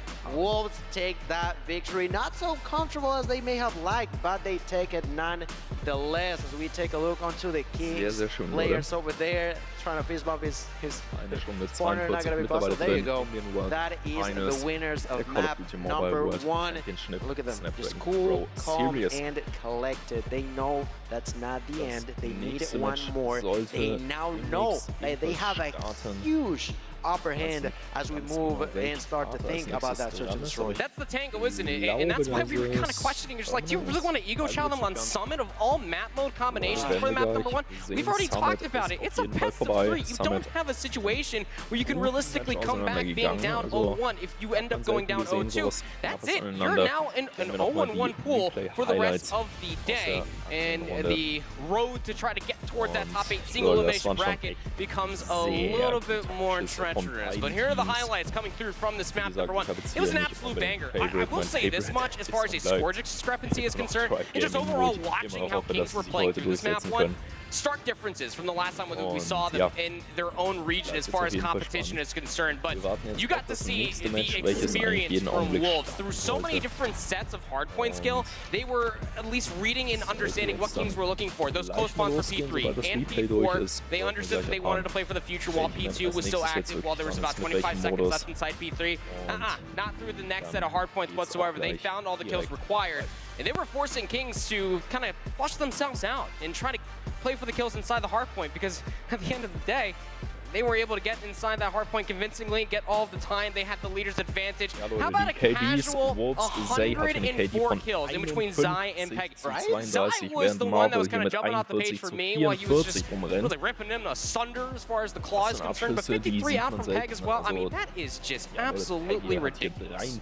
And I feel like I have to mention it. It was definitely a good effort on the side of Kings. You can notice that when it comes down to the kill-death ratio, there's a really good advantage in favor of Wolves, but their strategy was there. They tried their hardest, but those kills were just having too much of an impact. You cannot try to be inside of a heal if you're getting killed right time after time after time, just back to back. We saw that fight for the spawns. We saw the side of Kings try their hardest, but their hardest, at least on that hardpoint, was not enough. Now, search and destroy is going to be interesting. We do not get to see firing range, which, you know, not bad, not bad. We're moving on to Express, which I'd say, like I said that the rounds of slums were fast. I'd say that on Express that can be even faster. On Express, if I'm not mistaken, is the map that I've seen the fastest round, which was, I want to say 15 to 16 seconds on the side of LATAM. That's how fast these rounds can go by. Look, if everybody goes through departures and arrivals and you have a tango down on the lower floors, like, yeah, no, it's a bloodbath in between, like, a lot of nades. The crowd was a bullet hose as well, and everything's basically made out of paper mache down there anyway. Absolutely. So it's going to be interesting. Again, if you are new as far as international competition is concerned, you didn't get to watch any CDFI, you don't really know much about China, Search and Destroy is their wheelhouse, per se. It is, yeah. And so that's where things get a little bit more interesting. That's where we have this entire narrative that it needs to be a good map set for Kings if they want to try to take this series. And starting off 0-1 means that your firing range needs to be just as decent, if not better, than Wolves on the other side of the screen. Wolves, through the past season of SBS, as well as CDFI, have played Express 5 times. 3-2 overall on that one. Kings, through the last season of SBS, have played Express once, and they lost it. So again, it's the same conversation that we had for Summit. You didn't have all the playtime in the world, but all of the preparation leading towards Worlds here in Atlanta. You better hope that you did your homework, otherwise you got some splaining to do. I don't know, man. I feel like he just got too greedy on the Summit. I gotta say it. I don't know. I feel like that could have played differently on a different map, but unfortunately not for them. That was just not the case. And now, as we move to Express, you mentioned it, the side of China, plenty of experience. They love this game mode, and we are gonna get to see as we begin game number 2, map number 2, and you said it going down. There's the side of Kings. Not too sure where they want to go so far. I am quite surprised that they missed each other so much. I thought we were going to see more blood at the beginning, but it seems like, at least so far, no one's died yet. Bisschen leiser. So. You can almost hear a pin drop across all of Kingston Express. versus Wolves Esports. I guess a train that might come racing by. I hope you're not on those tracks when that bad boy comes through. Still all 5v5 across the board. Nobody has yet to drop. A lot of information but has to be traded. Spy is playing in a fantastic angle to try to overwatch this A bomb site. You can see on the minimap, that's exactly where they're trying to at least get towards. Wolves still stuck inside of lockers, trying to get themselves control of this A bomb. Oh, Xing ist I like first kill der Runde. Peggy holt hier direkt say no to that. The trade is there, 1-for-1. Bombs on the ground though. Strong Bomb defended. was lost on the hands of Wolves. X-King tried to do it, but it was just not possible. And I still find it interesting how many Kings we got playing on this map. We got 7 in total, you know? You got a full-on team, and then 2 Kings on the other roster. One with a sniper, King from Wolves, just patiently waiting to take one at a distance. In the meantime, though, Peg managed to take control over that bomb and completely change the strategy, as it seems like they're rotating over towards Bravo. Trying to get themselves over towards B over by Ticket is where that bomb site does lay down. Sniper in hand here for Neon. Aber egal, Leute, wir sind jetzt anything whatsoever, but in der Runde steht immer noch 0-0. Bomb has been planted. Over by the other side of the catwalk as well. So now with the bomb being planted, you feel like this is going to be your best opportunity if you are Wolves. Peg's going to be able to at least take down one. Numbers now favoring that of the offense, only losing one along the way. Now in a 1v4 retake. Good luck, have fun. It's going to be the pistol in the hand there for Neon. Was the bait player. He was just baiting you, thinking it was going towards that bomb site the entire time. Wonderfully done by Wolves, I will say that much, after losing the first blood, they're flipping the map. Yeah, I gotta say that the side of Kings read them really effectively at the beginning of the round, but Wolves managed to just shake things up right about now. There's plenty of nades and a double for Sayo to the Kings. That's 4 kills now. Only 6 remaining, ladies and gentlemen. Pure destruction. And the first kill of the round for Kings not gonna be enough as Nian takes that one home. That's exactly what we were talking about. Last round, last map. It is going to be like that in a 2-0 lead. Ich lege mal eine kleine Sprechpause ein für ein, zwei Windchen. You try to go down over towards elevators, 5v5. I don't care what weapons you have. If you don't shoot first, you will probably lose more lives.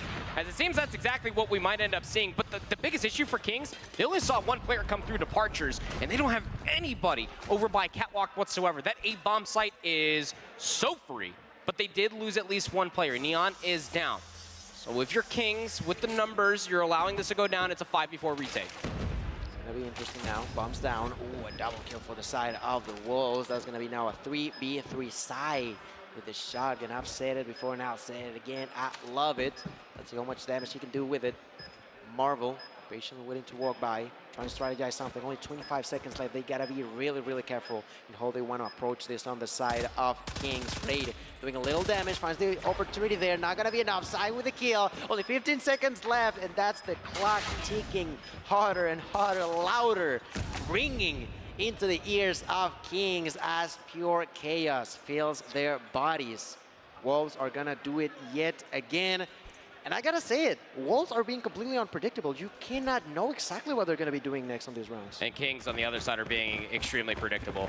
I gotta say, through 3 rounds so far, it's not looking too good. Again, it's a 1-4 split coming through here for Wolves. The biggest difference is that you already found the kill through the middle hallway, and now you need to start pushing through, but the kills over by Elevator are that much more considerable. For Kings, they get the job done. No more bait plays across the map. Kings get themselves on the board. Yeah, it's going to be really, really important to Wolves to avoid that sort of situations. I got to say, Kings repeated themselves, and it worked out. Why? Because Wolves decided to face them off, and they'll try to do it again. They're playing with the enemy's minds. They're trying to prevent any sort of success. Double for Grease, gets spotted from behind. That's a double now for Neon. Say is gonna equalize these things. X-King with a knock onto his opponent, but he's completely on his own. The side of Kings, I thought was going to get surprised, but they adapted rather quickly to the way that Wolves was playing, and because of that, they got the upper hand on this round. That's the biggest problem when you're trying to assault that B-bomb site.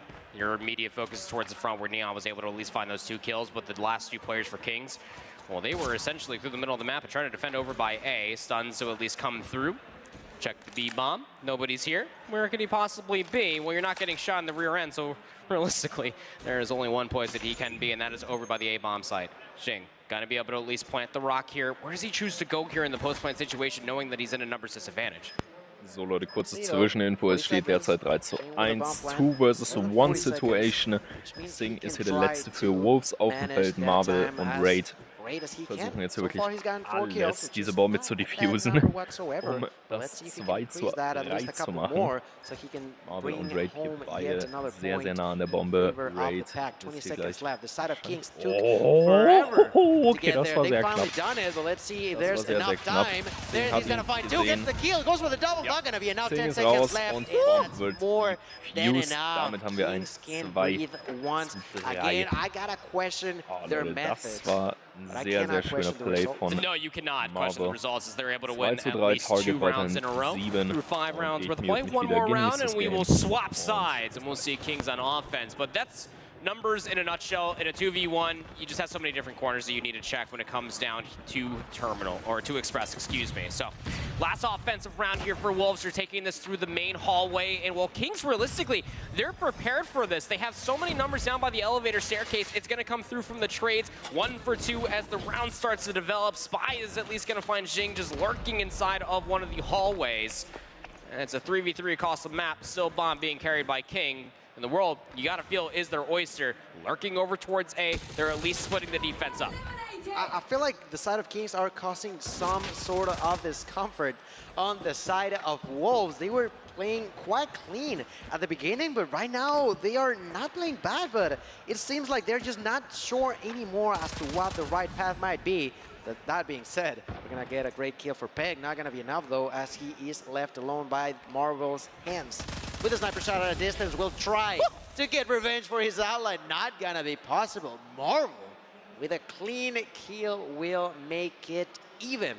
As we flip spawns, that's 3 for each team. And proper. I like it. I dig it. You know, it seems like Kings, they are doing a great job at it. Just strategizing even before we started these maps. 3-3 again, you have to win by 2. It is first to 7, and the offense for Kings is underway, but immediately just stuffed by Wolves on defense, getting themselves control through the middle of the entire of the map. And they still have players looking over towards A. Realistically, if you are Wolves, through that opening skirmish, going 1 for 2, and you have control of both bombs, you know where they're located at. There's still a lot of time left on the clock, sure, but as long as you split the numbers that you have, you should be able to defend, you would think. At least in paper, that's what I would say as well, but let's see though. So far, Sage just patiently waiting for the call of his allies as to where to go.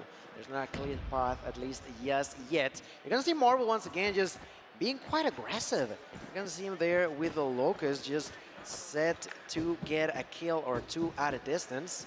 Neon trying to do the same with his own weapon, with his own locus. So far, Kings taking their time. Still got 50 seconds, so plenty of time to play with. They got to be cautious, though. You feel like you need a pick here, though, don't you? I mean, like, you don't have the numbers. You have at least one player for Marvel. He's pushed all the way over by the A-bomb side. But this play itself has developed, and it's taken about a whole minute. What has Wolves done in response? They've given up. They're fine with playing the retake here. Seems like it. Look at that. They are just patiently defending Bravo. They know that they're probably not coming there, but just in case, they're gonna wait a few extra seconds at a distance. There's still Kings waiting with his own weapon, with his own locus. There you have it. You can see it in the middle of your screen. What did Side do? What happened?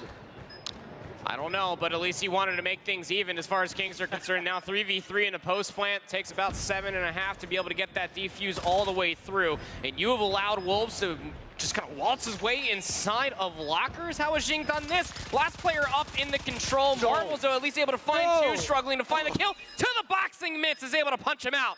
And now you have the defuse clean as day. What was started off, which should have been a very easy retake, 4v3, forced out the 3v3, and we just ended in a Wolves round being won. It was very anticlimactic, but it was fun. Yeah, the anxiety that was going through their minds, I can only imagine. A full mag of the Fennec was just not enough for him to take that kill. He had to take out those gloves. And with a knock to the chin, it takes that kill. Marvel, though, takes the first blood. Marvel looking for more, not going to be possible. Gets taken down by Peg. 1-for-1 trade does not mean nothing but the fact that Wolves still slightly far ahead, which has been the case throughout the entirety of this match. You know, it happened on hard points so far. It's been happening on Search and Destroy. Kings has to find a way to actually get an advantage and not get away from it. 1-for-2 trade. Now down to 1 minute 20 left inside the round. A well-placed nade in the Spy's lap will allow Wolves to at least have the numbers advantage on defense again. And it's kind of a rinse, wash, repeat again. It's a 4v3 on the map. You have at least a check over towards the A-bomb, and two players for Wolves are lurking over by B, so you already know that you have bomb site control. So what do you do if you are a King? Stack up together. Now through arrivals, trying to push on, and they at least catch one player lacking. Jing is now out of the round itself, up to Neon. He's got a sniper, trying to at least rectify the issue that was this B defense, but all of Kings just show up. They find the kills required. Now it's all off to Peg and a 1v3. That's right, 40 seconds does not matter as the bomb is, barely down. Peg takes that kill, does a lot of damage onto Grease, and immediately tries to capitalize on that damage, goes immediately for the double and takes it home. That is the perfect scenario for the Wolves player as, yeah, the bomb was down, but this is now a 1v1, no longer 1v3. So that's definitely what he wanted. Now 20 seconds left. What are you going to do? You want to push forward? You want to do it now? You want to do it later? We've seen the side of Kings being late to the party, trying to juke them out, tries to bait him out of his spot. What was that? Gets taken down by Peg. That's a 1v3 clutch bomb defusal. And they are even further ahead on the side of Wolves. I'm not going to lie, Wolves are making me feel some type of way as far as their retakes are concerned. That is just insane. Again, you found the two kills around the stairs and through the hallways. Right. That's bomb. You know he has to be around Ticket. He has to be in a position to at least check that bomb. And by proxy, checking through Ticket, that's exactly where he was located at. Wolves, now with a 2-round lead, can get themselves closer towards the 2-0 here versus Kings. Kings need an answer. Their offense has not really been anything to write home about whatsoever. Wolves have won the 2 rounds on this side so far. Players pushing in over by the staircase. Says will be reconnecting, but I think that was supposed to be his partner in crime trying to get themselves over towards that B-bomb site. And well, you can tell by the camera, my voice has not worked out. It's a 3v5. That's right, another round that's looking pretty quite good for the side of Wolves as they take yet another kill. Now onto Marvel. Reed and Says remain. I'm not too sure there's going to be enough. The bombs on the ground. The side of Wolves know it. They're trying to go around, trying to surprise someone, trying to see if they can get another kill. Look at Peg, just completely confident onto himself. Here Says is completely surrounded, but he doesn't know it quite yet. No kills for the side of Kings. And look at Raid to the ground. Stays alone, ladies and gentlemen. This is just not looking pretty for the European team as they have the backs against the wall. They are in a tremendously bad spot. Wolves, they're doing what they wanted with their opponents. Yeah, so Leute, da bin ich wieder. Letzte Runde wahrscheinlich. Search and Destroy. Wolves führt hier mit 6:3 gegen Kings Clan. Und mal schauen, ob Wolves jetzt hier den Win holen kann für diese Runde.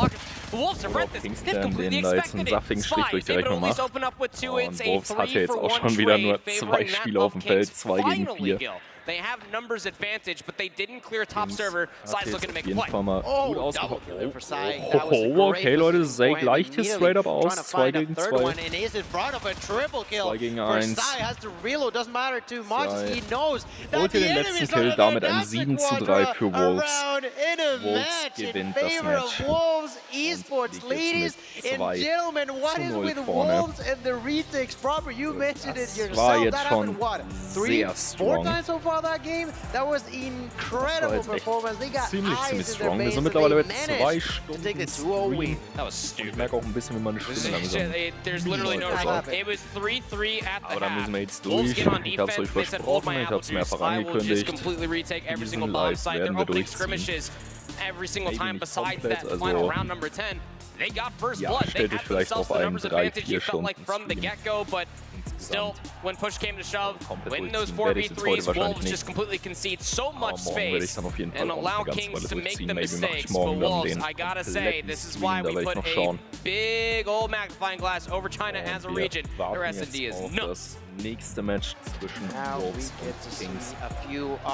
Nochmal das Replay der aktuellen Highlights, da stumme ich mich jetzt nochmal und over the place, if I'm being honest. That was not that long of the game, besides from the fact that, like you mentioned, the side of Kings managed to take those 3 rounds. But outside of that, I just feel like there was something missing on their playstyle. Yeah, there was a few surprises here and there, but surprising was not enough. Why not try to be with things under control? That round was just wild. Getting a kill with the gloves and that interaction was just crazy. And well, luckily enough, on that specific scenario, it worked out in favor of Wolves. We see that final play by Sai that took him the W against the opponents. It was a 1v3, and then what realistically felt like a 1v4 to end all of Express on 2 different bomb sites. Absolutely electric stuff as we have these stats here concluding for you.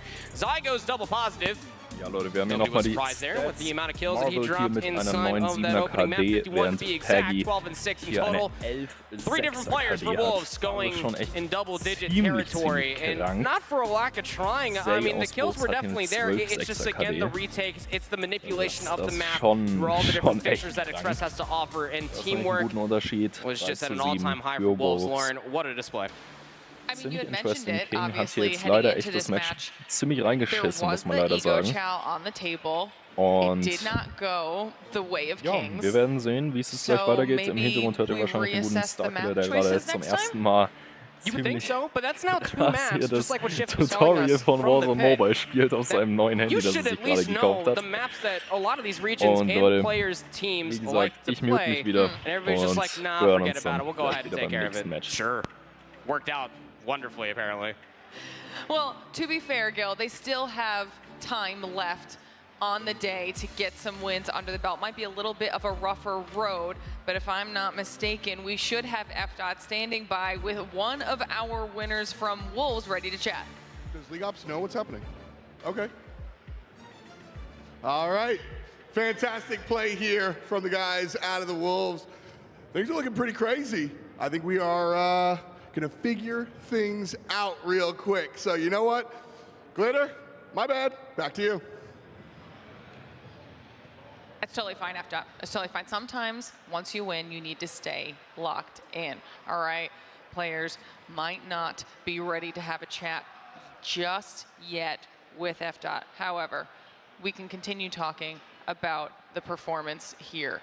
Now, while things are getting figured out, I want to hear your thoughts, Gil, on how it all went, and talk to me a little bit about the fact that there might be the necessity of a bounce back here.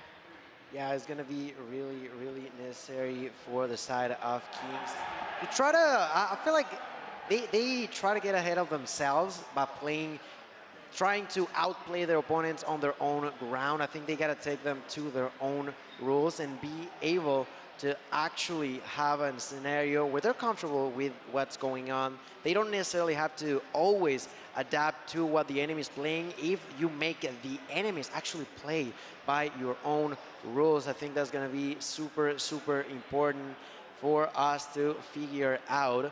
So for now, we are going to get the teams. Okay, so we clearly sound a little bit confused right now. I've got information to explain what is going on. In that last map, we did have a player DC.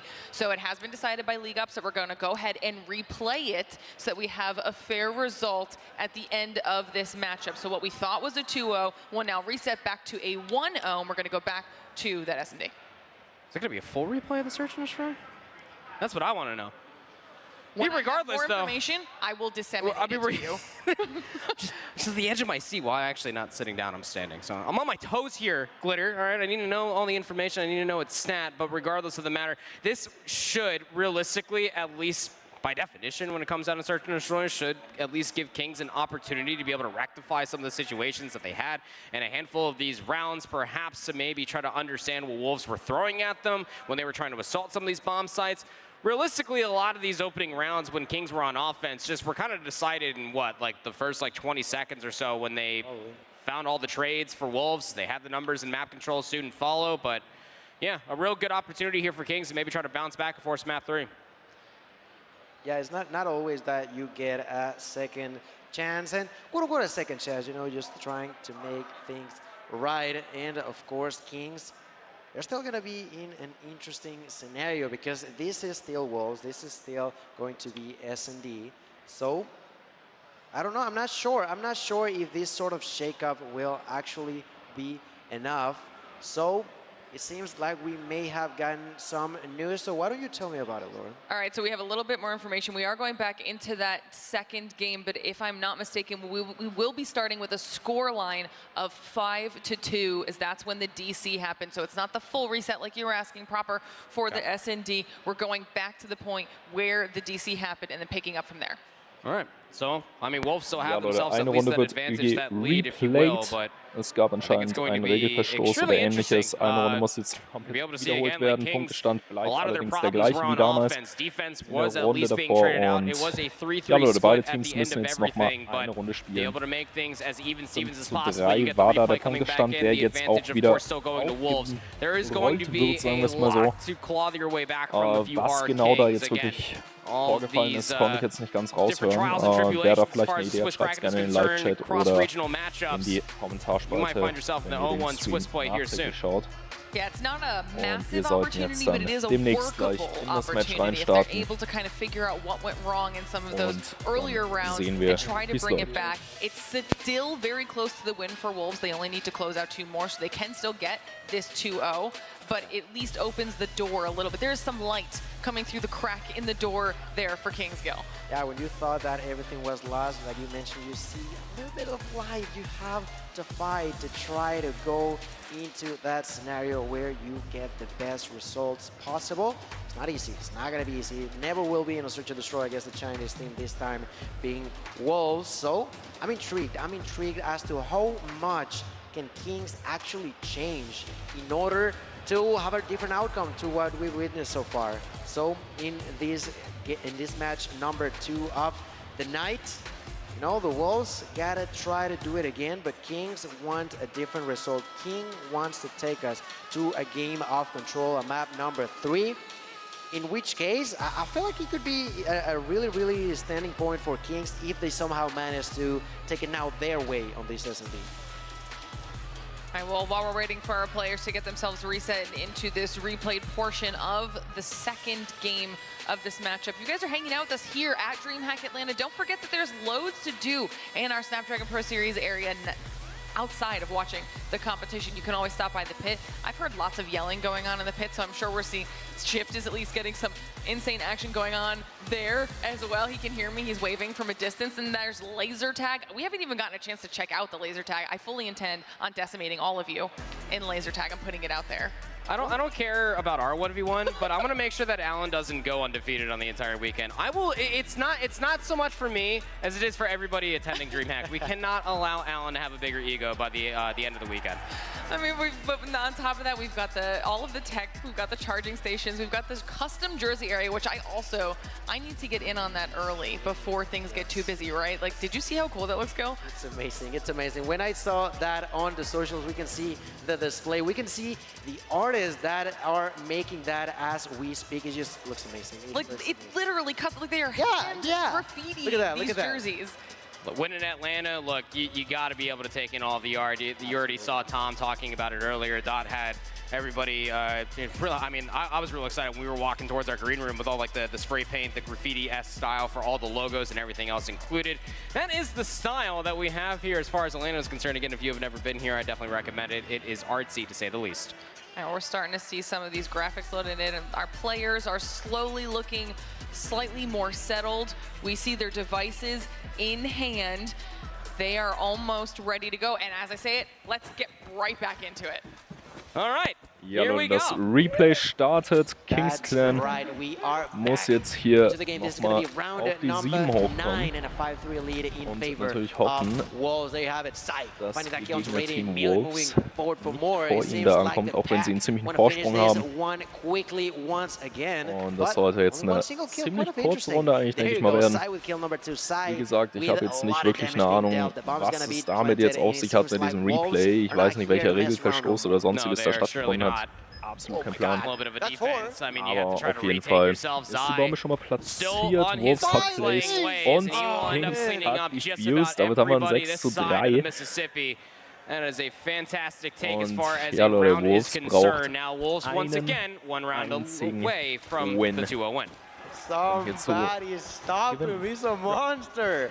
A true monster, one of his kind for the side of Wolves. He is gonna get kill number wird von Spy rausgeholt. Spy holt hier auch straight up einen Triple-Kill noch gegen Zay.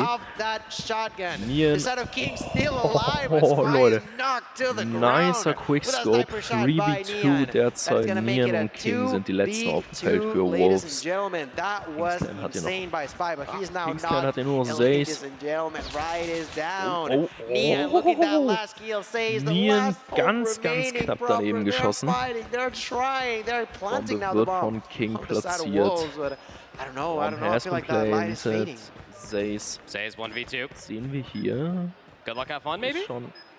They're isolated, so I mean, realistically, you can get back-to-back 1v1s. Neon already throws out an opening shot. He's stuck inside to take it, though. Is able to take down King, so hold on a second. 1v1, 25 seconds left on the clock. Smoke will blossom out. He's going to start taking the challenge. It's a sniper versus an automatic weapon. You feel like the advantage should be here for Says, trying to flush him out. Nien ist raus. Zays doesn't come through. Says with the 1v2 in the retake.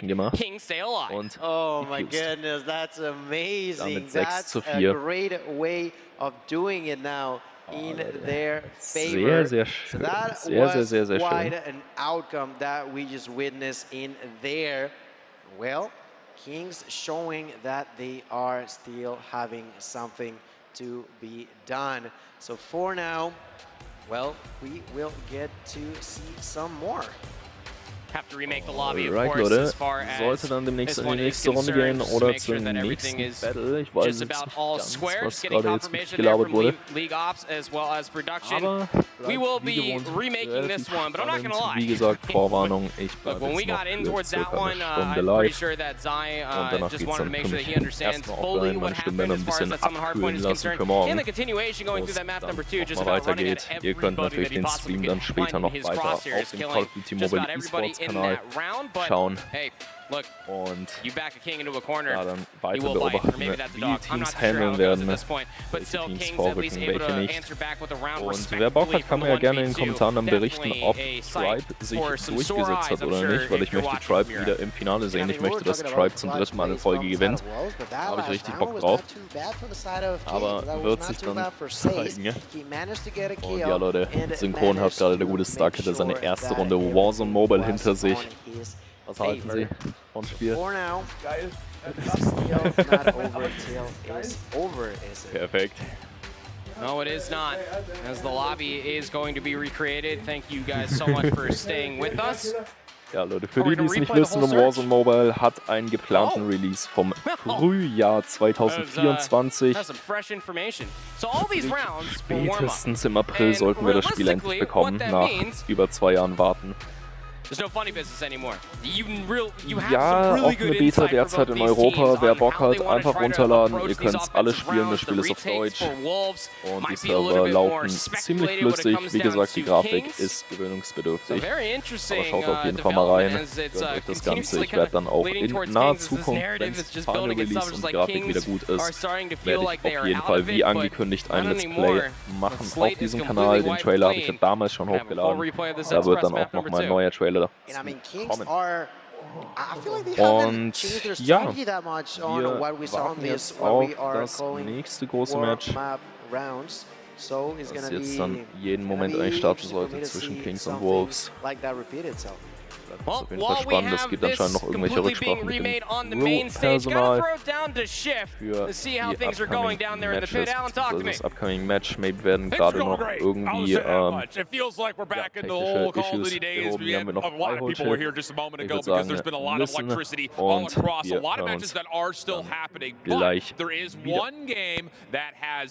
And I'm not sure if we can label one team in this matchup as a favorite over the other, but Japan's only squad in Volt has taken down Exclusive, EU's #2 seed. Exclusive I thought was looking pretty solid, and again, not really knowing much about Volt outside of what they did at CDFI, it's hard to know how good they were going to be. Were they able to replicate what Scars did last year? And it looks like we're starting to get a little bit of our answer. The Arsenal hardpoint, 250, 238, 3 different players dropping 40 bombs, minute 30 plus across the hill for a lot of the players, and then a 7-5 on the Meltdown, Search, and Destroy with a couple of 1v1s at the end. So not only are Volt out here gunning, they're also icing up and coming up clutch when they need to the most. So keep an eye on Japan. They're starting off 1-0, where Exclusive will drop to that 0-1 side of the bracket.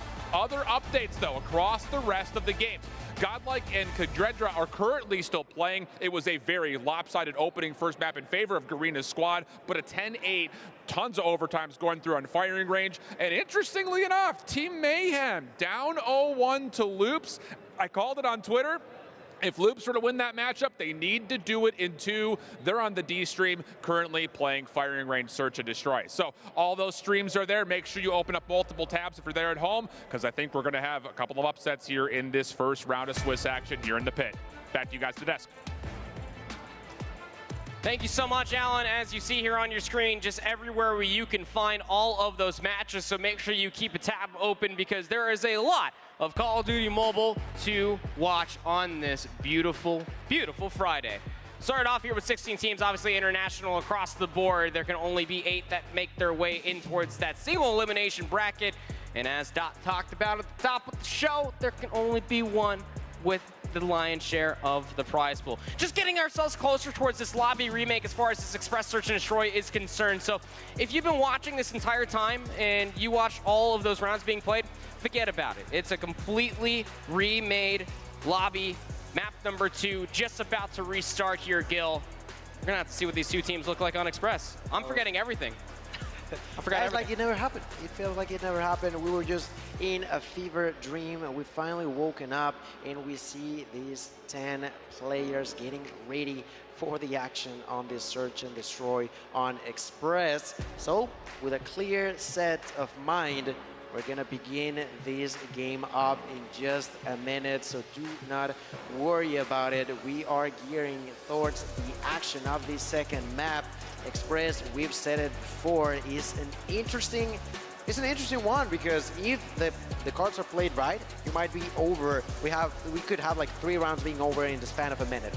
Like no questions asked. That's how fast it can and could go between these two. Will Wolves try to shake them off round after round? They're gonna be like, you know what? I can phase them off to their own games. They're constantly doing the same, so why don't I go ahead, play by the rules, and show them how it's done?